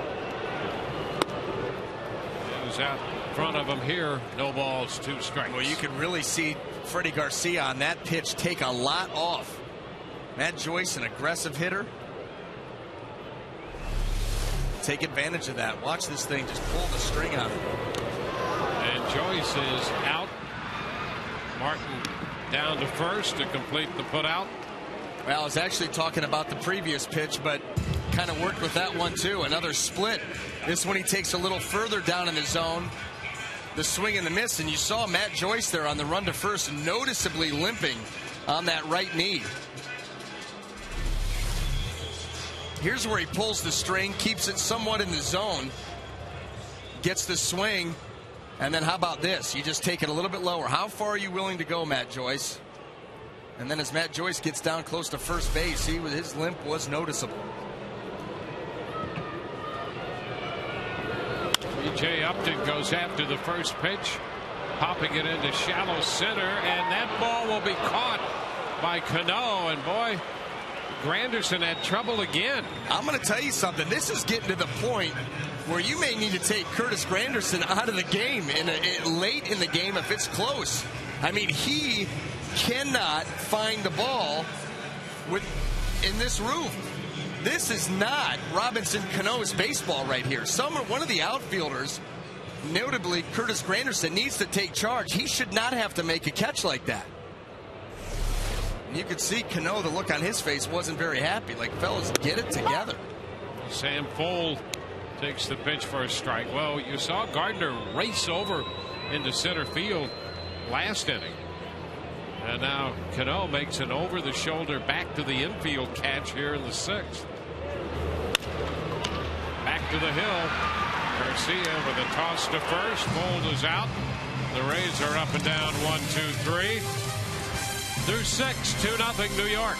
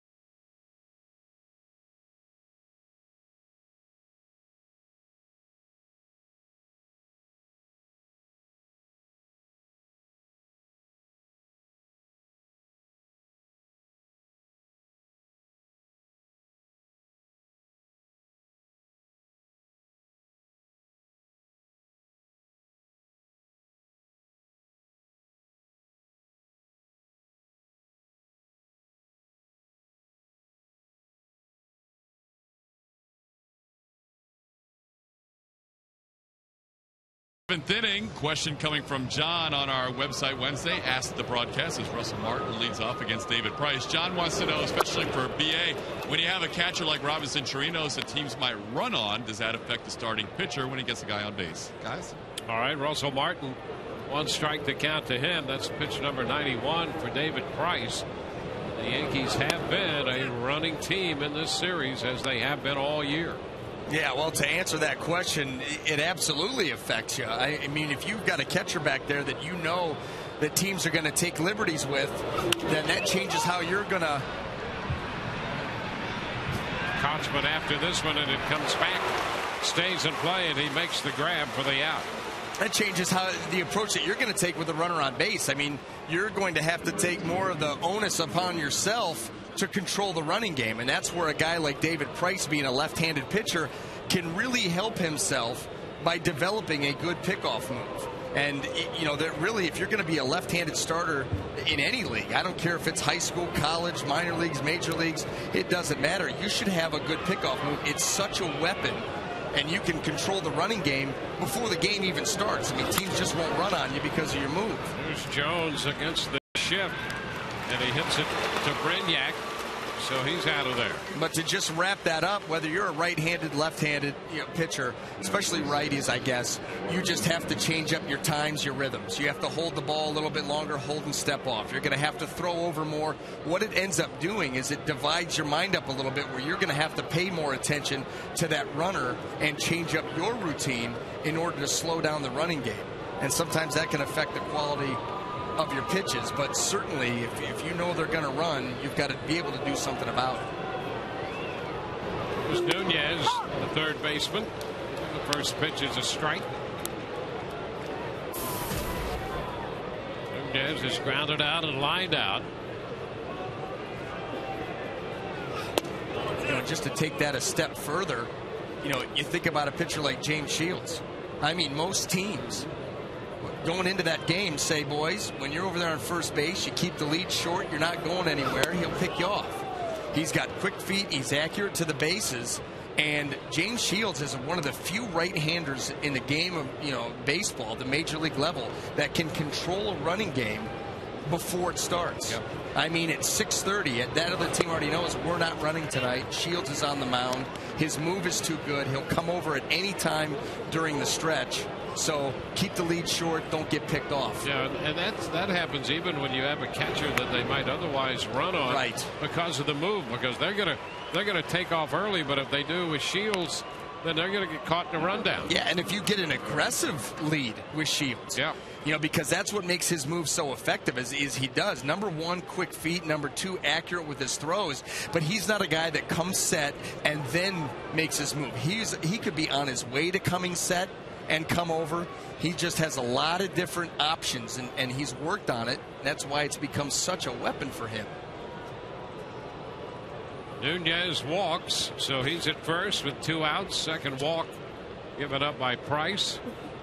Brett Gardner in the batter's box. This is pitch number 100. Runner goes. Pitch to strike, and the throw is not. That's a stolen base for Nunez. 12 steals for Nunez on the season. No, there should be no wonder what the Yankees' game plan is. Any of their guys that even are marginal runners get on, they're gone. They're gone. They know that Chirinos is a work in progress. He hasn't been behind the plate too much, and you see how everything is just takes a hair long. You know, Girardi, being a former catcher, recognizes that. Tony Pena, his bench coach, you know, sitting over there, recognizes that. They understand catching. They understand footwork, release times, and they are really going after Robinson Chirinos. And a strike call, 0-2. Well, it's an advantage. I mean, it turns eventually a walk into a double. Every time. Every time. And you've got two former catchers over there that have a lot of innings logged, that know what to look for with catching, footwork, and everything else. And they see that right now it's not where it should be. Strike 3 call.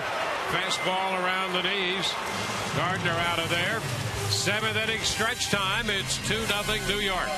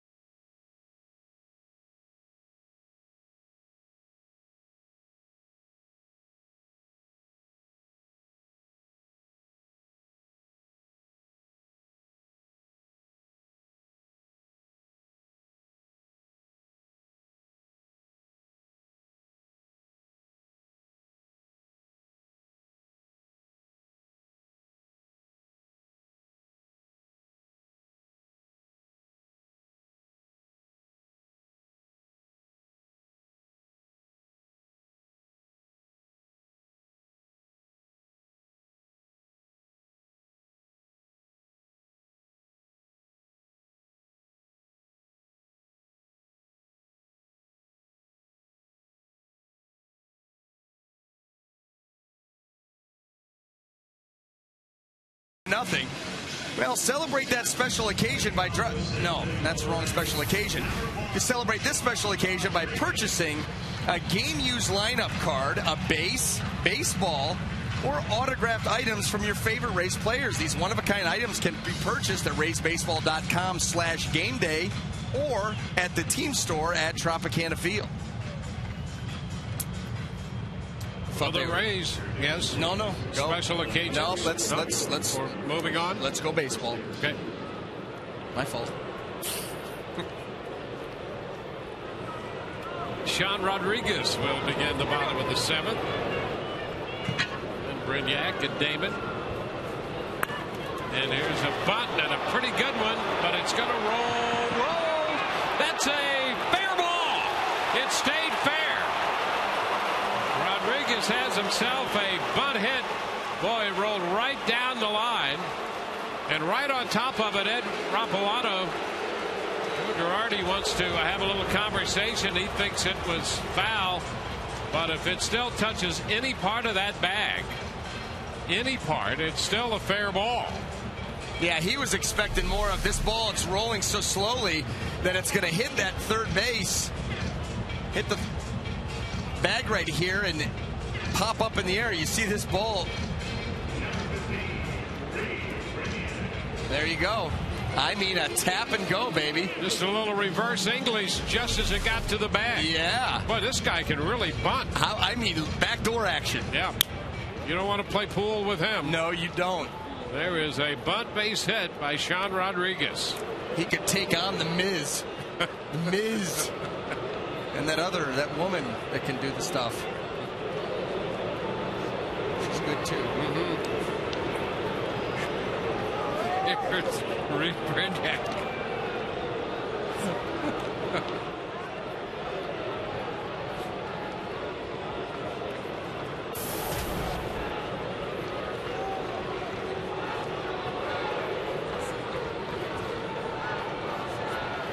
There's a foul ball back and out of play by Brignac. Strike one.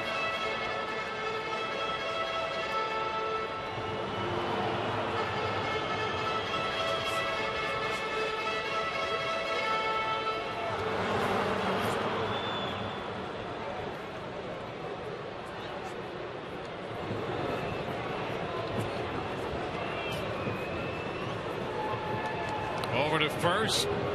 Rodriguez back in. The Rays with 8 hits now.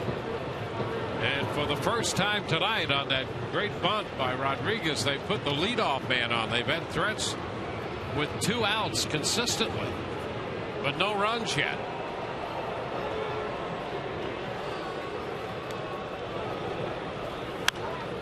Brignac pops it up foul. Nunez makes the catch on this one.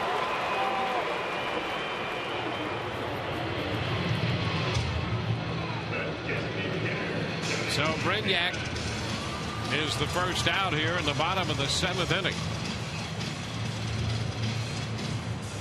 It's Corey Wade who pitched last night up, the right-hander, and Boone Logan, who was in the game last night, the lefty, down in the bullpen for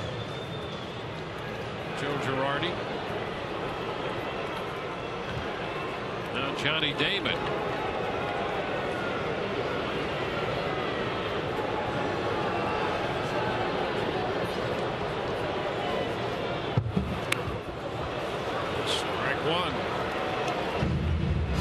Turns out to be a real guessing game with Garcia out there. I mean, he's almost like facing a knuckleball. Trying to sit back and wait and see a ball out over the plate that you can handle. He's trying to get you to chase a ball that's moving, darting below the zone. Everything's slow. The occasional fastball, it's in the mid-80s. This one up and in and off the mid of Russell, but he hustles after it. No advance by Rodriguez.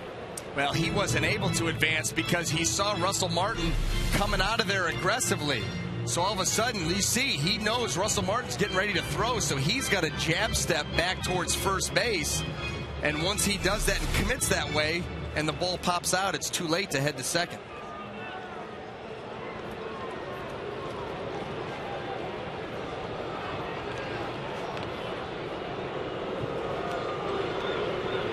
Rodriguez has bunted his way on. He's still at first with one out.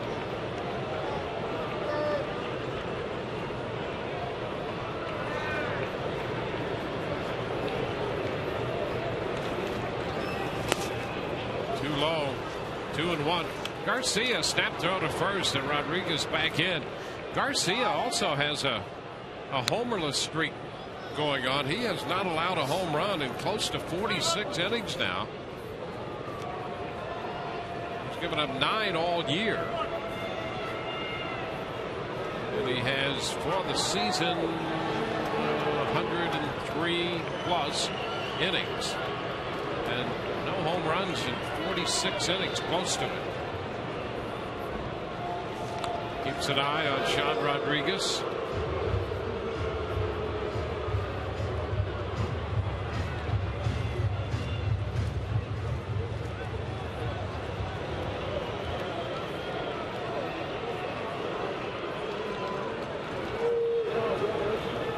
Ground ball down to first. Stopped by Teixeira. Throw to second. Not in time to make a play down there. A diving stop by Teixeira for the out. He had the out at first right in front of him and then made the throw down to second, but Rodriguez had beaten the play there. Well, holding the runner on allows him to be that close, and he just smothers that, tags the bag and fires it down to Jeter. But Sean Rodriguez, of course, hustling, sees the ball on the ground. He's thinking break up a double play, so he's going to go in, make it easily.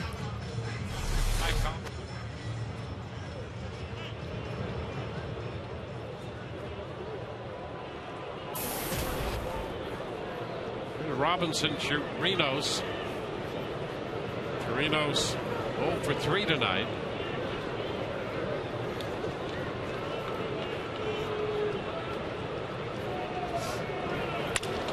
Puts it on the ground to third. Nunez cannot come up with it. Rodriguez turns the bag and hangs on at third base. So Nunez going to his left could not field it cleanly. And the Rays inning will continue with men on the corners, and that brings the Yankee manager out of the dugout. Well, here it is, just a chopper, a couple steps to his left, and Nunez cannot come up with it 3 times. Stick a fork in it. Well, that's going to be it for Freddie Garcia. Back with a new pitcher in a moment.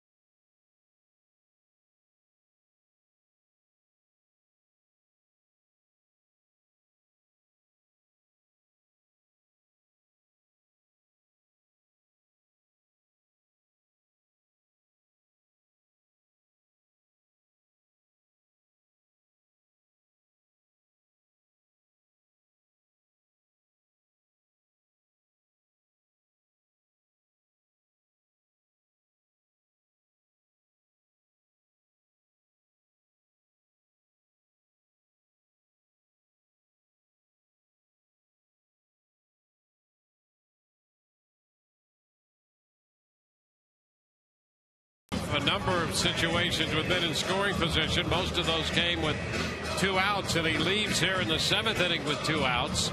6 2/3, 9 hits, no runs, responsible for 2 men on. He didn't walk anybody and struck out 7. And Casey Kotchman will be the hitter on to face the left-handed pitching Boone Logan. 3 hits tonight for Casey. Yeah, all over the place. Hard back up the middle here in his second at-bat, and then the third, the breaking ball. Out over the plate, he hammers that down into the left field corner. He just continues to spray the ball around. That's what makes him so effective. Kochman hitting .286 against left-handed pitching on the year.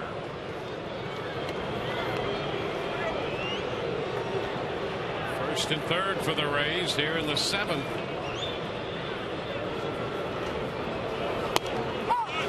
And the first pitch from Logan is a strike. So again, with 2 outs, the Rays have a man in scoring position. Runners at first and third. Well, they gave Chirinos a hit on that ground ball to third base, but now they've changed it and charged Nunez with an error. Pitch is down. 1-1 the count to Kochman. It's the 13th error charge to Eduardo Nunez. 8 hits allowed by Garcia. Boone Logan to the plate. Kochman, a good look down. 2 balls and a strike. Laid off the slider.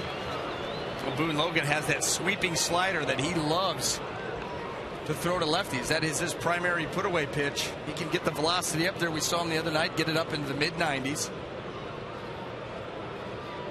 He loves to sweep that slider and get the chase. And a strike call. Fastball. And Boone Logan's got that little short arm action too. Just boom, ball just explodes out of his hand right on the outside corner. See why that slider is so effective. You can throw that slider right off of that fastball. Hitters have to respect that fastball and get them to commit early to the slider. He gave it a shot outside with a fastball to run the count full. This one just a little bit further off, trying to catch Casey Kochman. Easy for me to say, by surprise. Clearly off.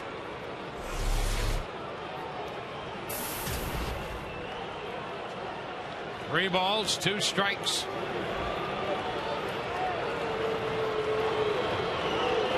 And he hits a ground ball foul. We'll see another 3-2 pitch.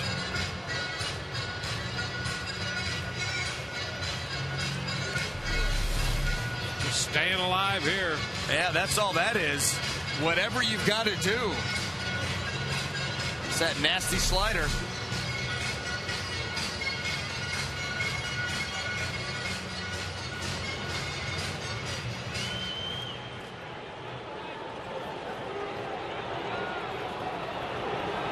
The Rays have left men on base in 4 of the previous 6 innings. And in all 4 innings, they had men in scoring position with 2 outs. Same thing in the 7th. 3-2 again. Swing and a miss. Kochman out on strikes. A fastball at 94. The Rays lead 2 on to the 8th. 2-0 New York.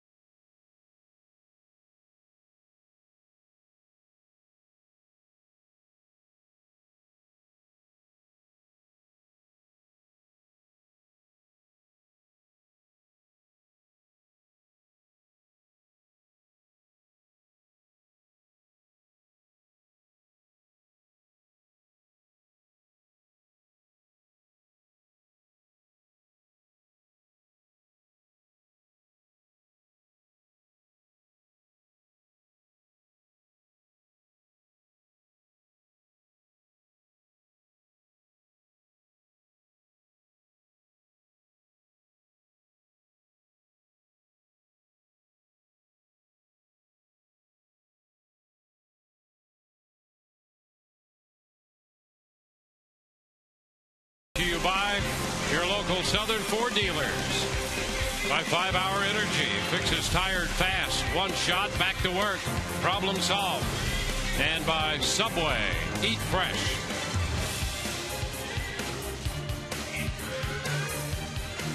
Well, this game, a 2-0 contest. It's been that way since the first. And we head into the 8th tonight from Tropicana Field. David Price has made 102 pitches through 7. 5 strikeouts for David tonight. A couple of walks. The 2 runs came on the Curtis Granderson home run. And here in the 8th, it will be Jeter, Granderson, and Teixeira do.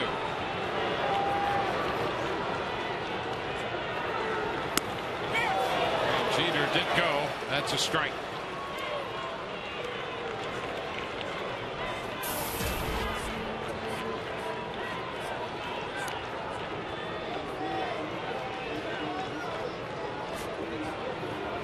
Jeter 1 for 3.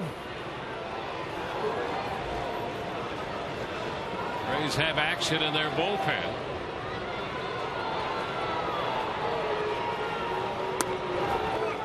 Pitch is low. 1-1. Dave De La Rosa, who just joined the club yesterday, and he's been quite a story to get to the big leagues. Foul out of play. 1-2 now.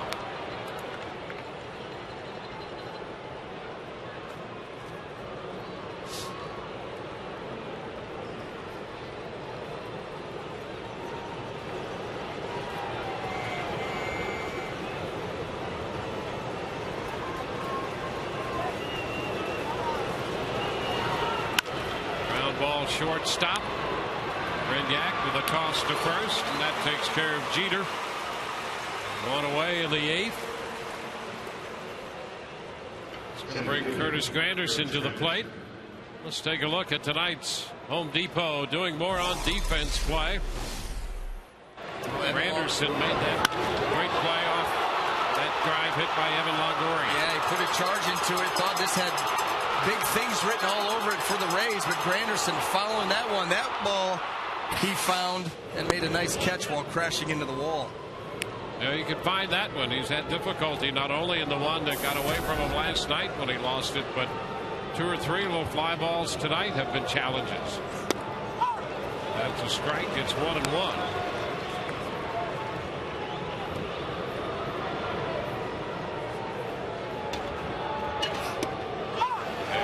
Strike, another fastball there at 95. It's 1-2.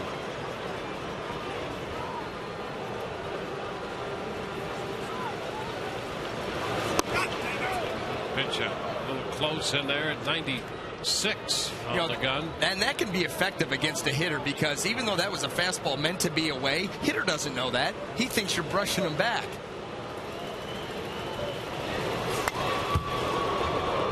Still 2-2 with a foul ball. Another fastball.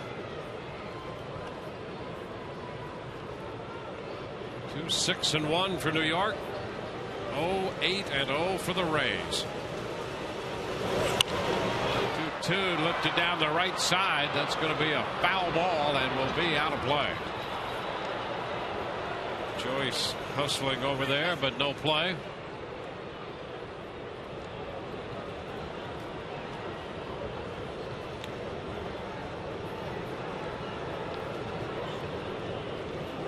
Home run and 2 strikeouts for Granderson, and he's hit by this pitch.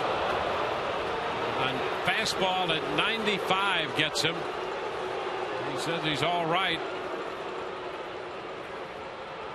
but they're going to look him over. I mean, there's no way that can feel good.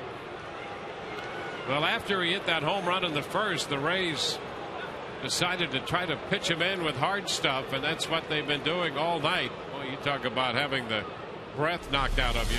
Yeah, well, they've been pitching him that way all series, and this one just gets away from David Price. No intention, but wow, right in the middle of the number 4. Look at the reaction from David Price from that center field shot. I mean, that just dropped him.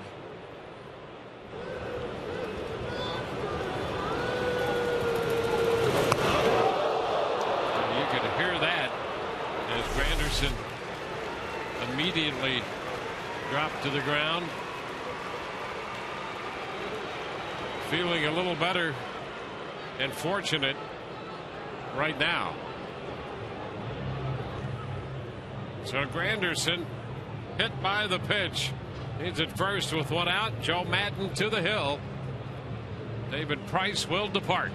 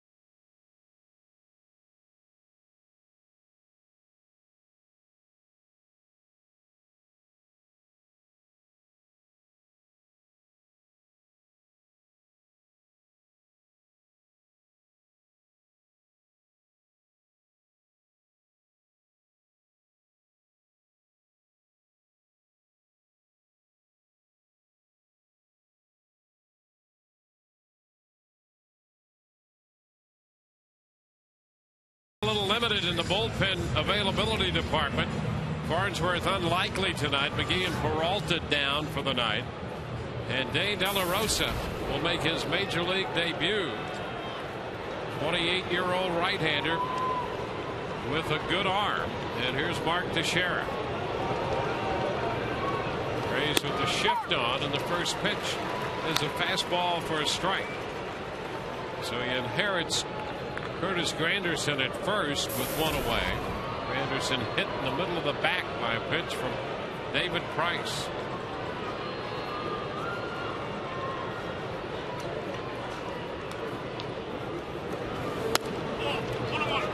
One ball, one strike. De La Rosa coming out of the bullpen is well versed in having to control the running game late in the ball game. You got Granderson over there at first base. The Yankees would love to add to this lead. We've already seen their willingness to run on Chirinos. He's picking it up and putting it down, getting rid of that ball quickly to home plate. Try to help out his catcher. Upstairs, De La Rosa originally signed by the New York Yankees. They released him from the low minors, as did the Milwaukee Brewers organization. Pitched for at least six different independent league teams. 2 balls and a strike to count.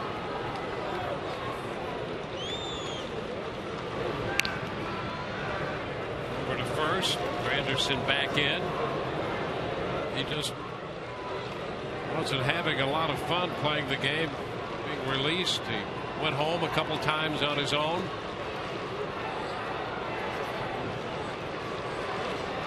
It's a good thing he didn't stay at home.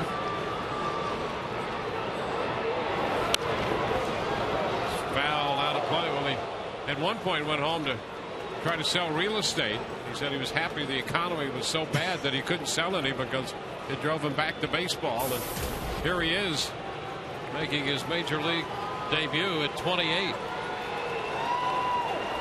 He's got size going for him and a strong arm. And if you can work that fastball downhill at 6'7", you've seen how effective that is with Jeff Neiman when he's able to do it at 6'8". And it's a full count. 3 balls, 2 strikes.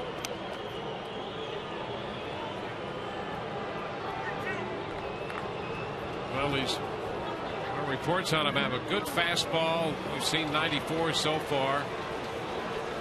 He's done a mixture of a curve and a slider, and supposedly a split. There goes the runner, and the pitch is foul. Fastball that Teixeira got a little bit of. Well, the Yankees had him in 2002. Later in the draft.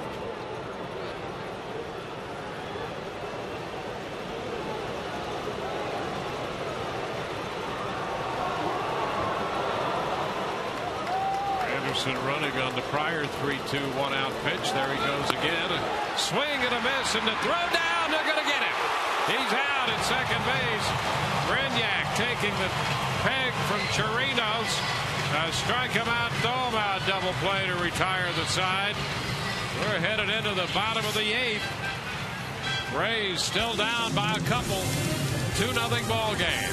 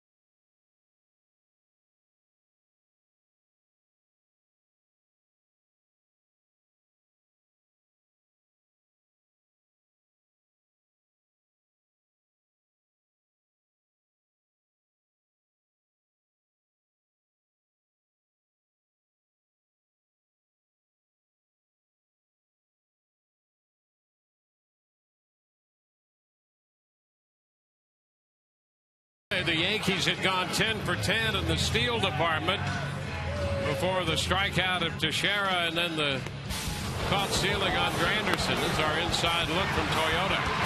Well, strike him out, throw him out. Curtis Granderson, the fastball up. That helps out Chirinos coming out of that stance. And then he makes a nice, strong, accurate throw to get Granderson by plenty. That'll hopefully build some confidence in the young catcher. So De La Rosa gets out of that, makes his major league debut, gets 2/3 of an inning facing one hitter. That's economy. Yeah, you can't do it much better than that. That hitter, Mark Teixeira, you're able to strike him out. The catcher helps you out. Now David Robertson will be the new pitcher for New York. It's not easy when you get to the back end of their bullpen, as those numbers would certainly indicate. Yeah, 59 strikeouts in 37 and a third inning. Evan Longoria takes a fastball upstairs. 1 ball, no strikes. Evan to be followed by Matt Joyce and then Upton.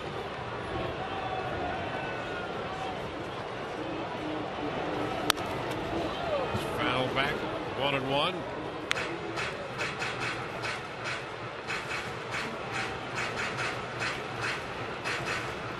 Evans singled in the first, struck out in the third, hit the ball to the wall in center field in the 5th inning, leaving men at second and third when Granderson got back to make the catch. It's high. 2 balls and a strike.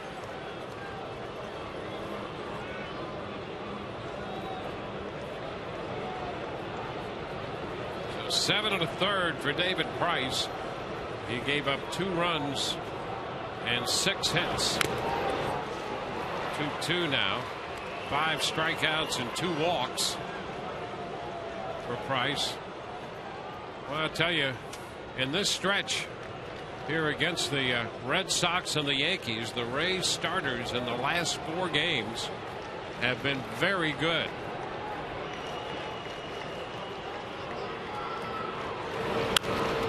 It's a foul out of play.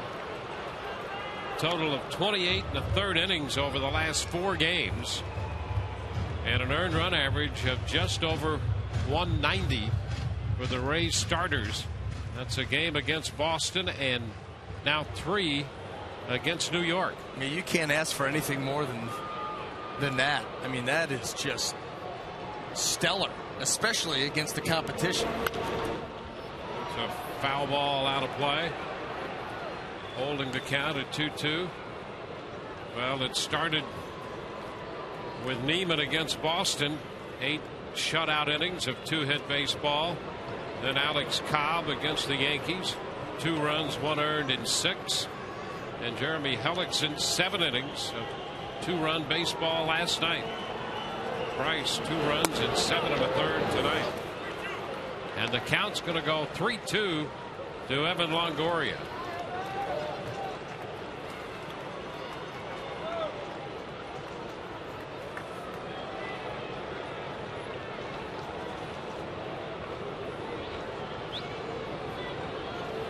Swing and a miss. Longoria's out on strikes. Fastball from Robertson. 1 out in the 8th. Well, this is just a challenge issued here by David Robertson. Full count, fastball right down the middle. Evan Longoria taking an aggressive home run swing, and he just flat out misses it.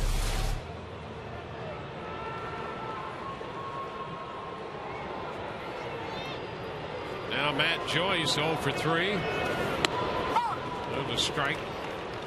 One other note on the Rays starters last night. Hellickson picking up that victory. His 9th win of the year. And he's the only rookie pitcher to beat the Yankees this year. The first rookie pitcher to record a victory over New York this season. 1-1 the count to Matt Joyce.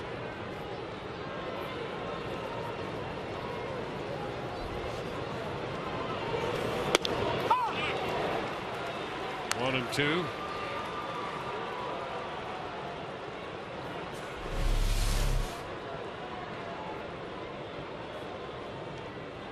Wow, right down the heart of the plate.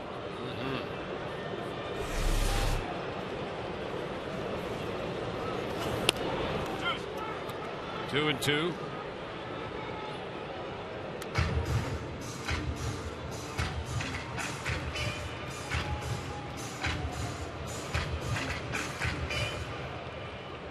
Rays trying to get something going here against the New York bullpen. Wrap-up game of the series in the homestand tomorrow night. And another great pitching matchup. Strike 3 call. Matt Joyce caught looking. Fastball got him. He's 0 for 4. 4 strikeouts tonight for Joyce. Well, it took a fastball down the middle for strike 2, and then how about this? Pretty close. 2 fastballs right down the middle. You know, it's one thing to strike out. You miss some pitches, you get caught, but boy, not to even put a swing on 2 four-seamers right down Broadway. B.J. Upton, and there's a strike over the inside part of the plate.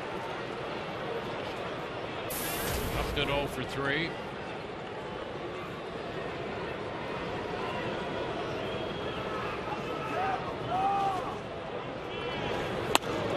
And a little closer this time. 1-1.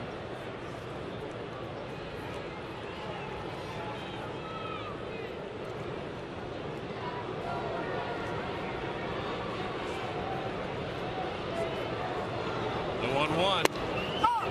There's a strike. 1-2.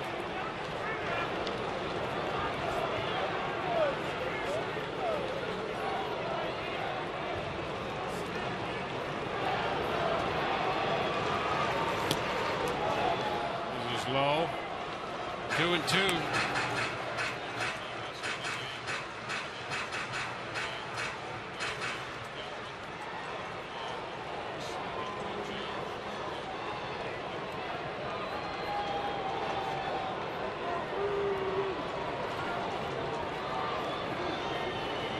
2-2 now. And a full count.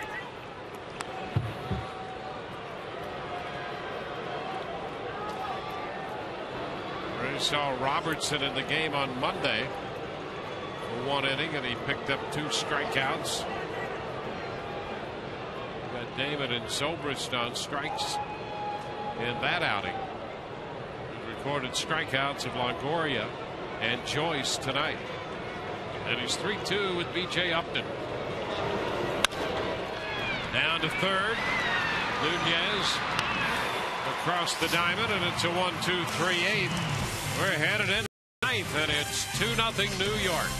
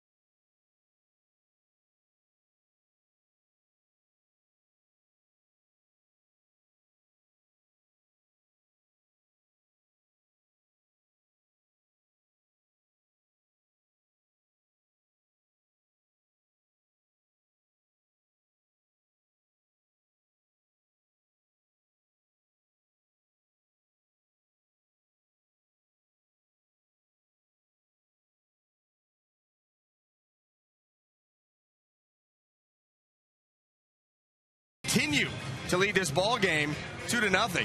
You can get in on the action with exclusive on-field seating in the Papa John's bullpen box. Available dates are going fast, so act now to make your private group reservation behind the Rays bullpen by calling 888-FAN-RAYS or going online at raysbaseball.com. Robinson Cano leads off the ninth for New York. First pitch is a fastball down.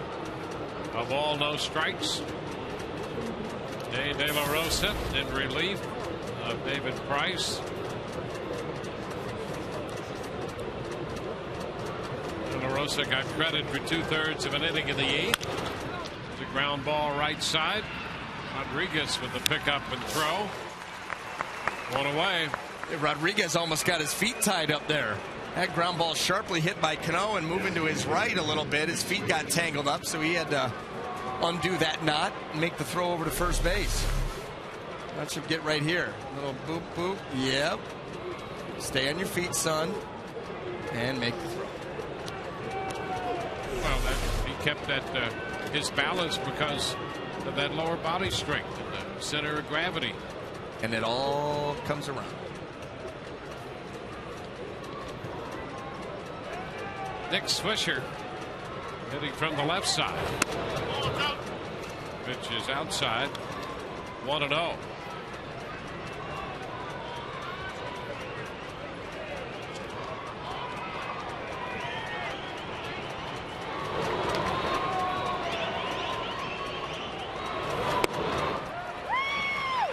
One ball, one strike. De La Rosa. He was a Scorpion in Yuma, a Flyer in Orange County, a Seal in Victoria, a whole armada in Long Beach, and a Blue Crab in Southern Maryland. All of those independent league stops.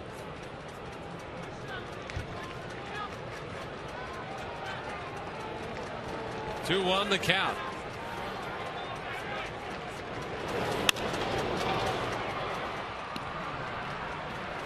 2-2 now.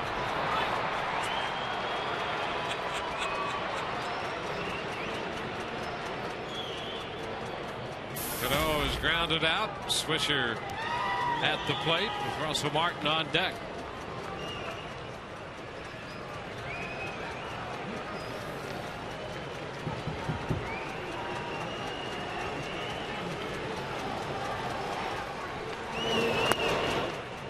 The count runs to 3-2 on a fastball down.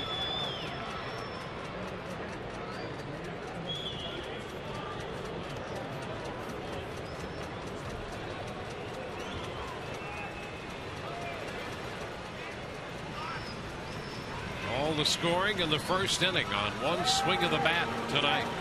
We're in the ninth now. And ball 4 is wide.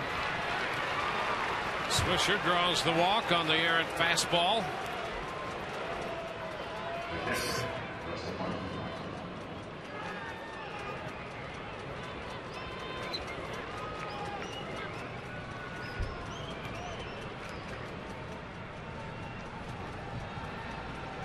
Mariano Rivera down there in the bullpen for the Yankees. The Rays have Cesar Ramos in their bullpen.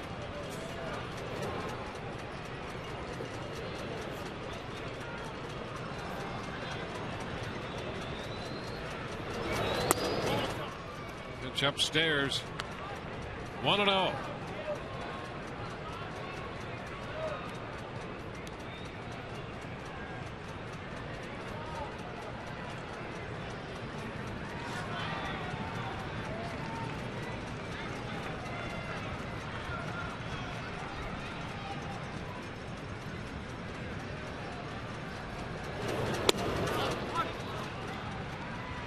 Two balls, no strikes, and now Hickey heads to the mound.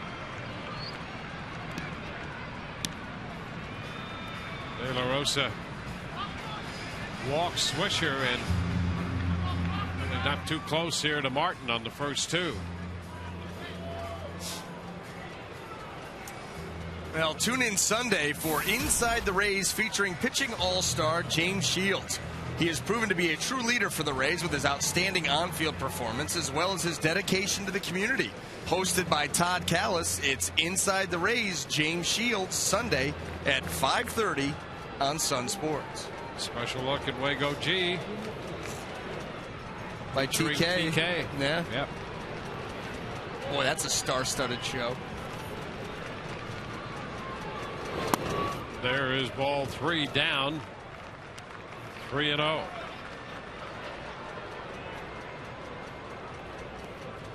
So some signs of a little control issue here.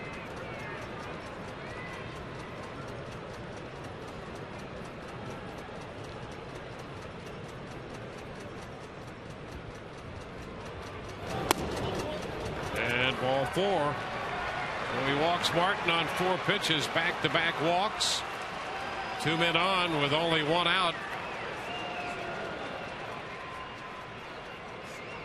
And Joe Madden trots out of the dugout toward the mound. Back in a moment.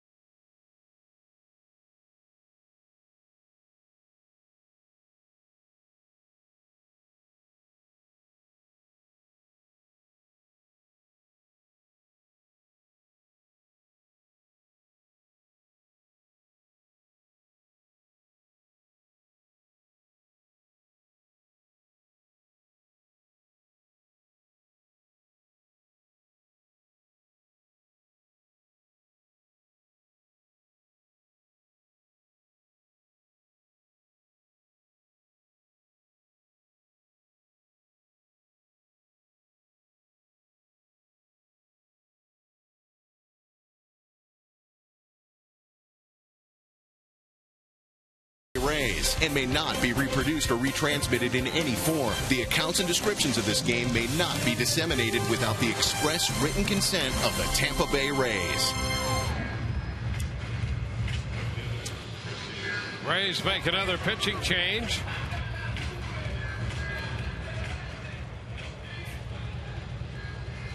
The left-hander, Cesar Ramos, is pitcher number 3. De La Rosa gets credit for an inning, and he walks 2, leaves with 2 men on. 44th appearance for Ramos. Chris Dickerson, who took over in right field in the 7th, hits here in the 9th.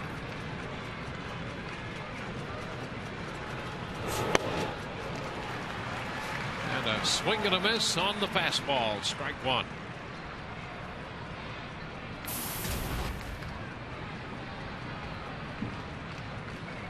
Boston won this afternoon in Baltimore. 4-0 win.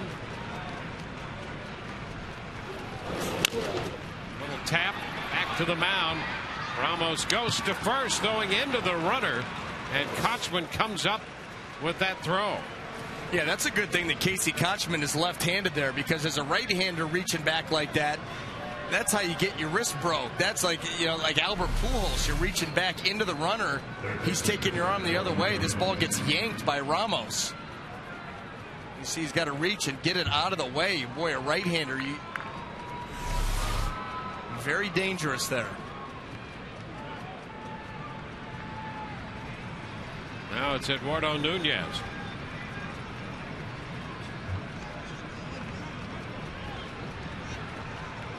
I mean, as soon as that throw left Ramos' hand, it was just like, ooh, you put a grimace on your face.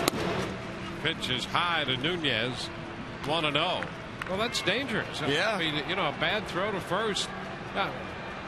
I mean, you put your first baseman in peril right there. And you got a chance to throw the ball down the right field line. I mean, how many times have you seen that? A pitcher that gets paid to just dot from 60 feet 6 inches and all of a sudden has to throw to a base, and they're out of their comfort zone. Pitch outside. 2-0.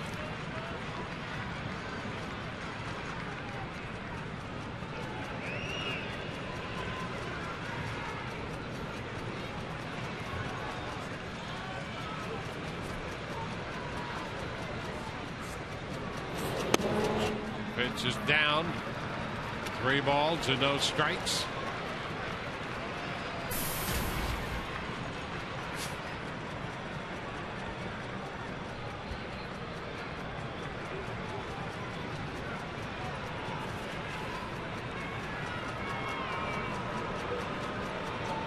Walks, those men now in scoring position, and a strike call to Nunez. 3-1. You get the idea that Nunez just hates a 3-0 count. He wants to swing the bat so badly. Now it's 3-1. Which makes it all the more puzzling on how you can get to a 3-0 count against him. Yes, it does. And he takes that one in there. Now full count.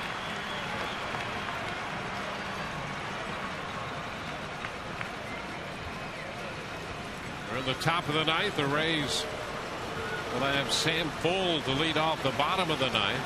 Then Sean Rodriguez and Reed Brignac. 3-2 and a little popper in the short right. That's going to fall in front of Joyce. Both men will score, and that makes it 4-0 New York. Nunez dropped it into shallow right center in front of Joyce. The runs charged to De La Rosa. And it's 4-0. Well, Ramos comes all the way back.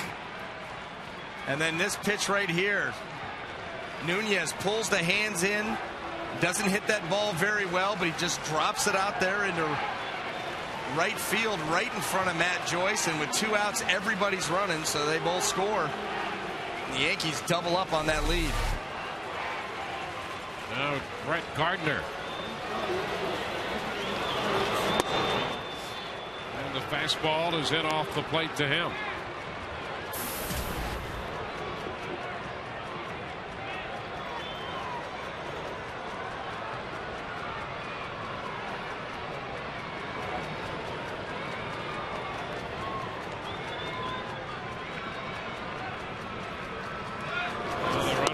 face-off. The pitch is a ball, and there's no throw. So another stolen base for New York in this series. That's the 12th of the year for Nunez.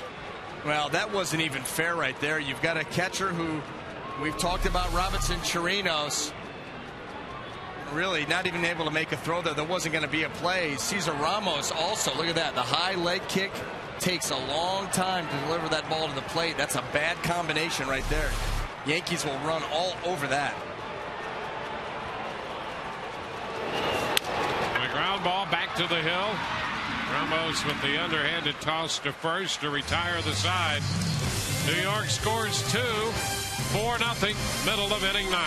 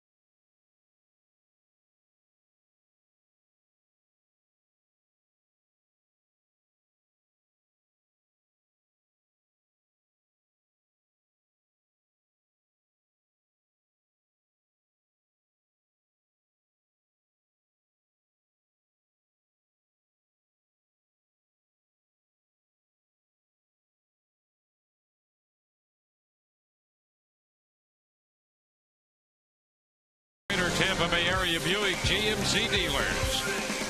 By Checkers, feast on. Tampa Bay Radiation Oncology. When cancer strikes, strike back with CyberKnife and Tampa Bay Radiation Oncology. And by Mercedes-Benz, located on the web at MBUSA.com. David Robertson worked the 8th inning, had 2 strikeouts in a perfect frame. Now Mariano Rivera comes on. Rivera had gotten warm. Ayala got up for just a short time, but Rivera was already up and warm. So Sam Fuld will be the first man to face Rivera, who's in here with a 4-run lead. And the pitch is a strike.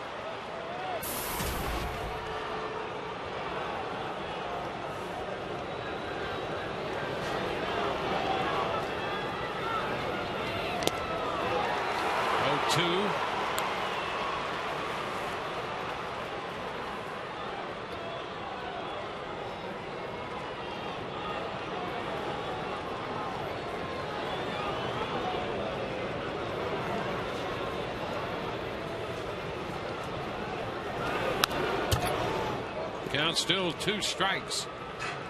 The Rays down 4-0.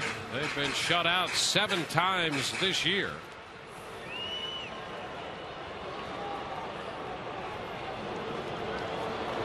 A Tapper foul up the first base side.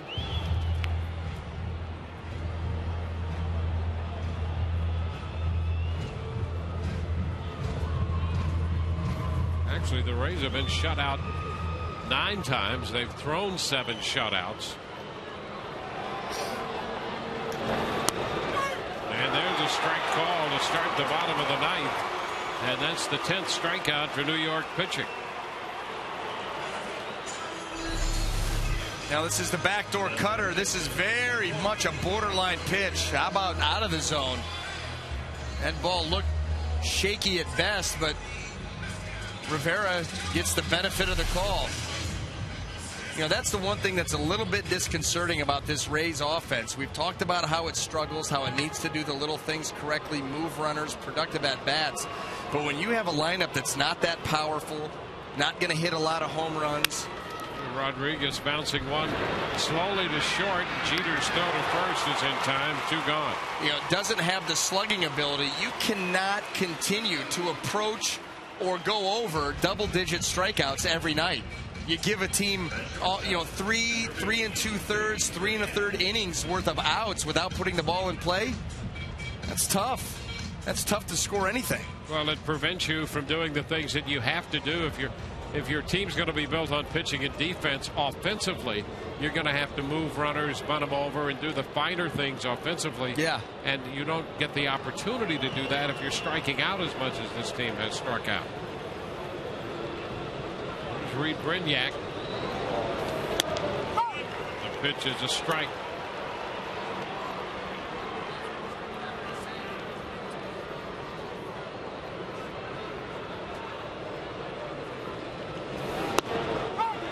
Brignac down 0-2 on the Rays. Were shut out 1-0 in that 16-inning game against Boston. On the verge of being shut out tonight, and Brignac strikes out. This game is over. 1-2-3 go the Rays in the bottom of the 9th. Garcia is going to get the win. He's 8-7. Price, the losing pitcher, he's now 9-8. And our Miller Lite tastes great this moment came back in the first inning of this game. With Jeter at first, Curtis Granderson hit a 1-2 pitch into the seats in right field. That gave New York a 2-0 lead. It was 2-0 until the 9th when they added 2 more. And it's a 4-0 final as the New York Yankees have taken 2 of the first 3 games in this series. So the Rays now 2-4 on the homestand. We'll meet New York tomorrow night here. Our coverage begins at 6:30. It will be Shields and Sabathia, the pitching matchup. Now for Brian Anderson and Todd Callis, this is Dwayne Stats.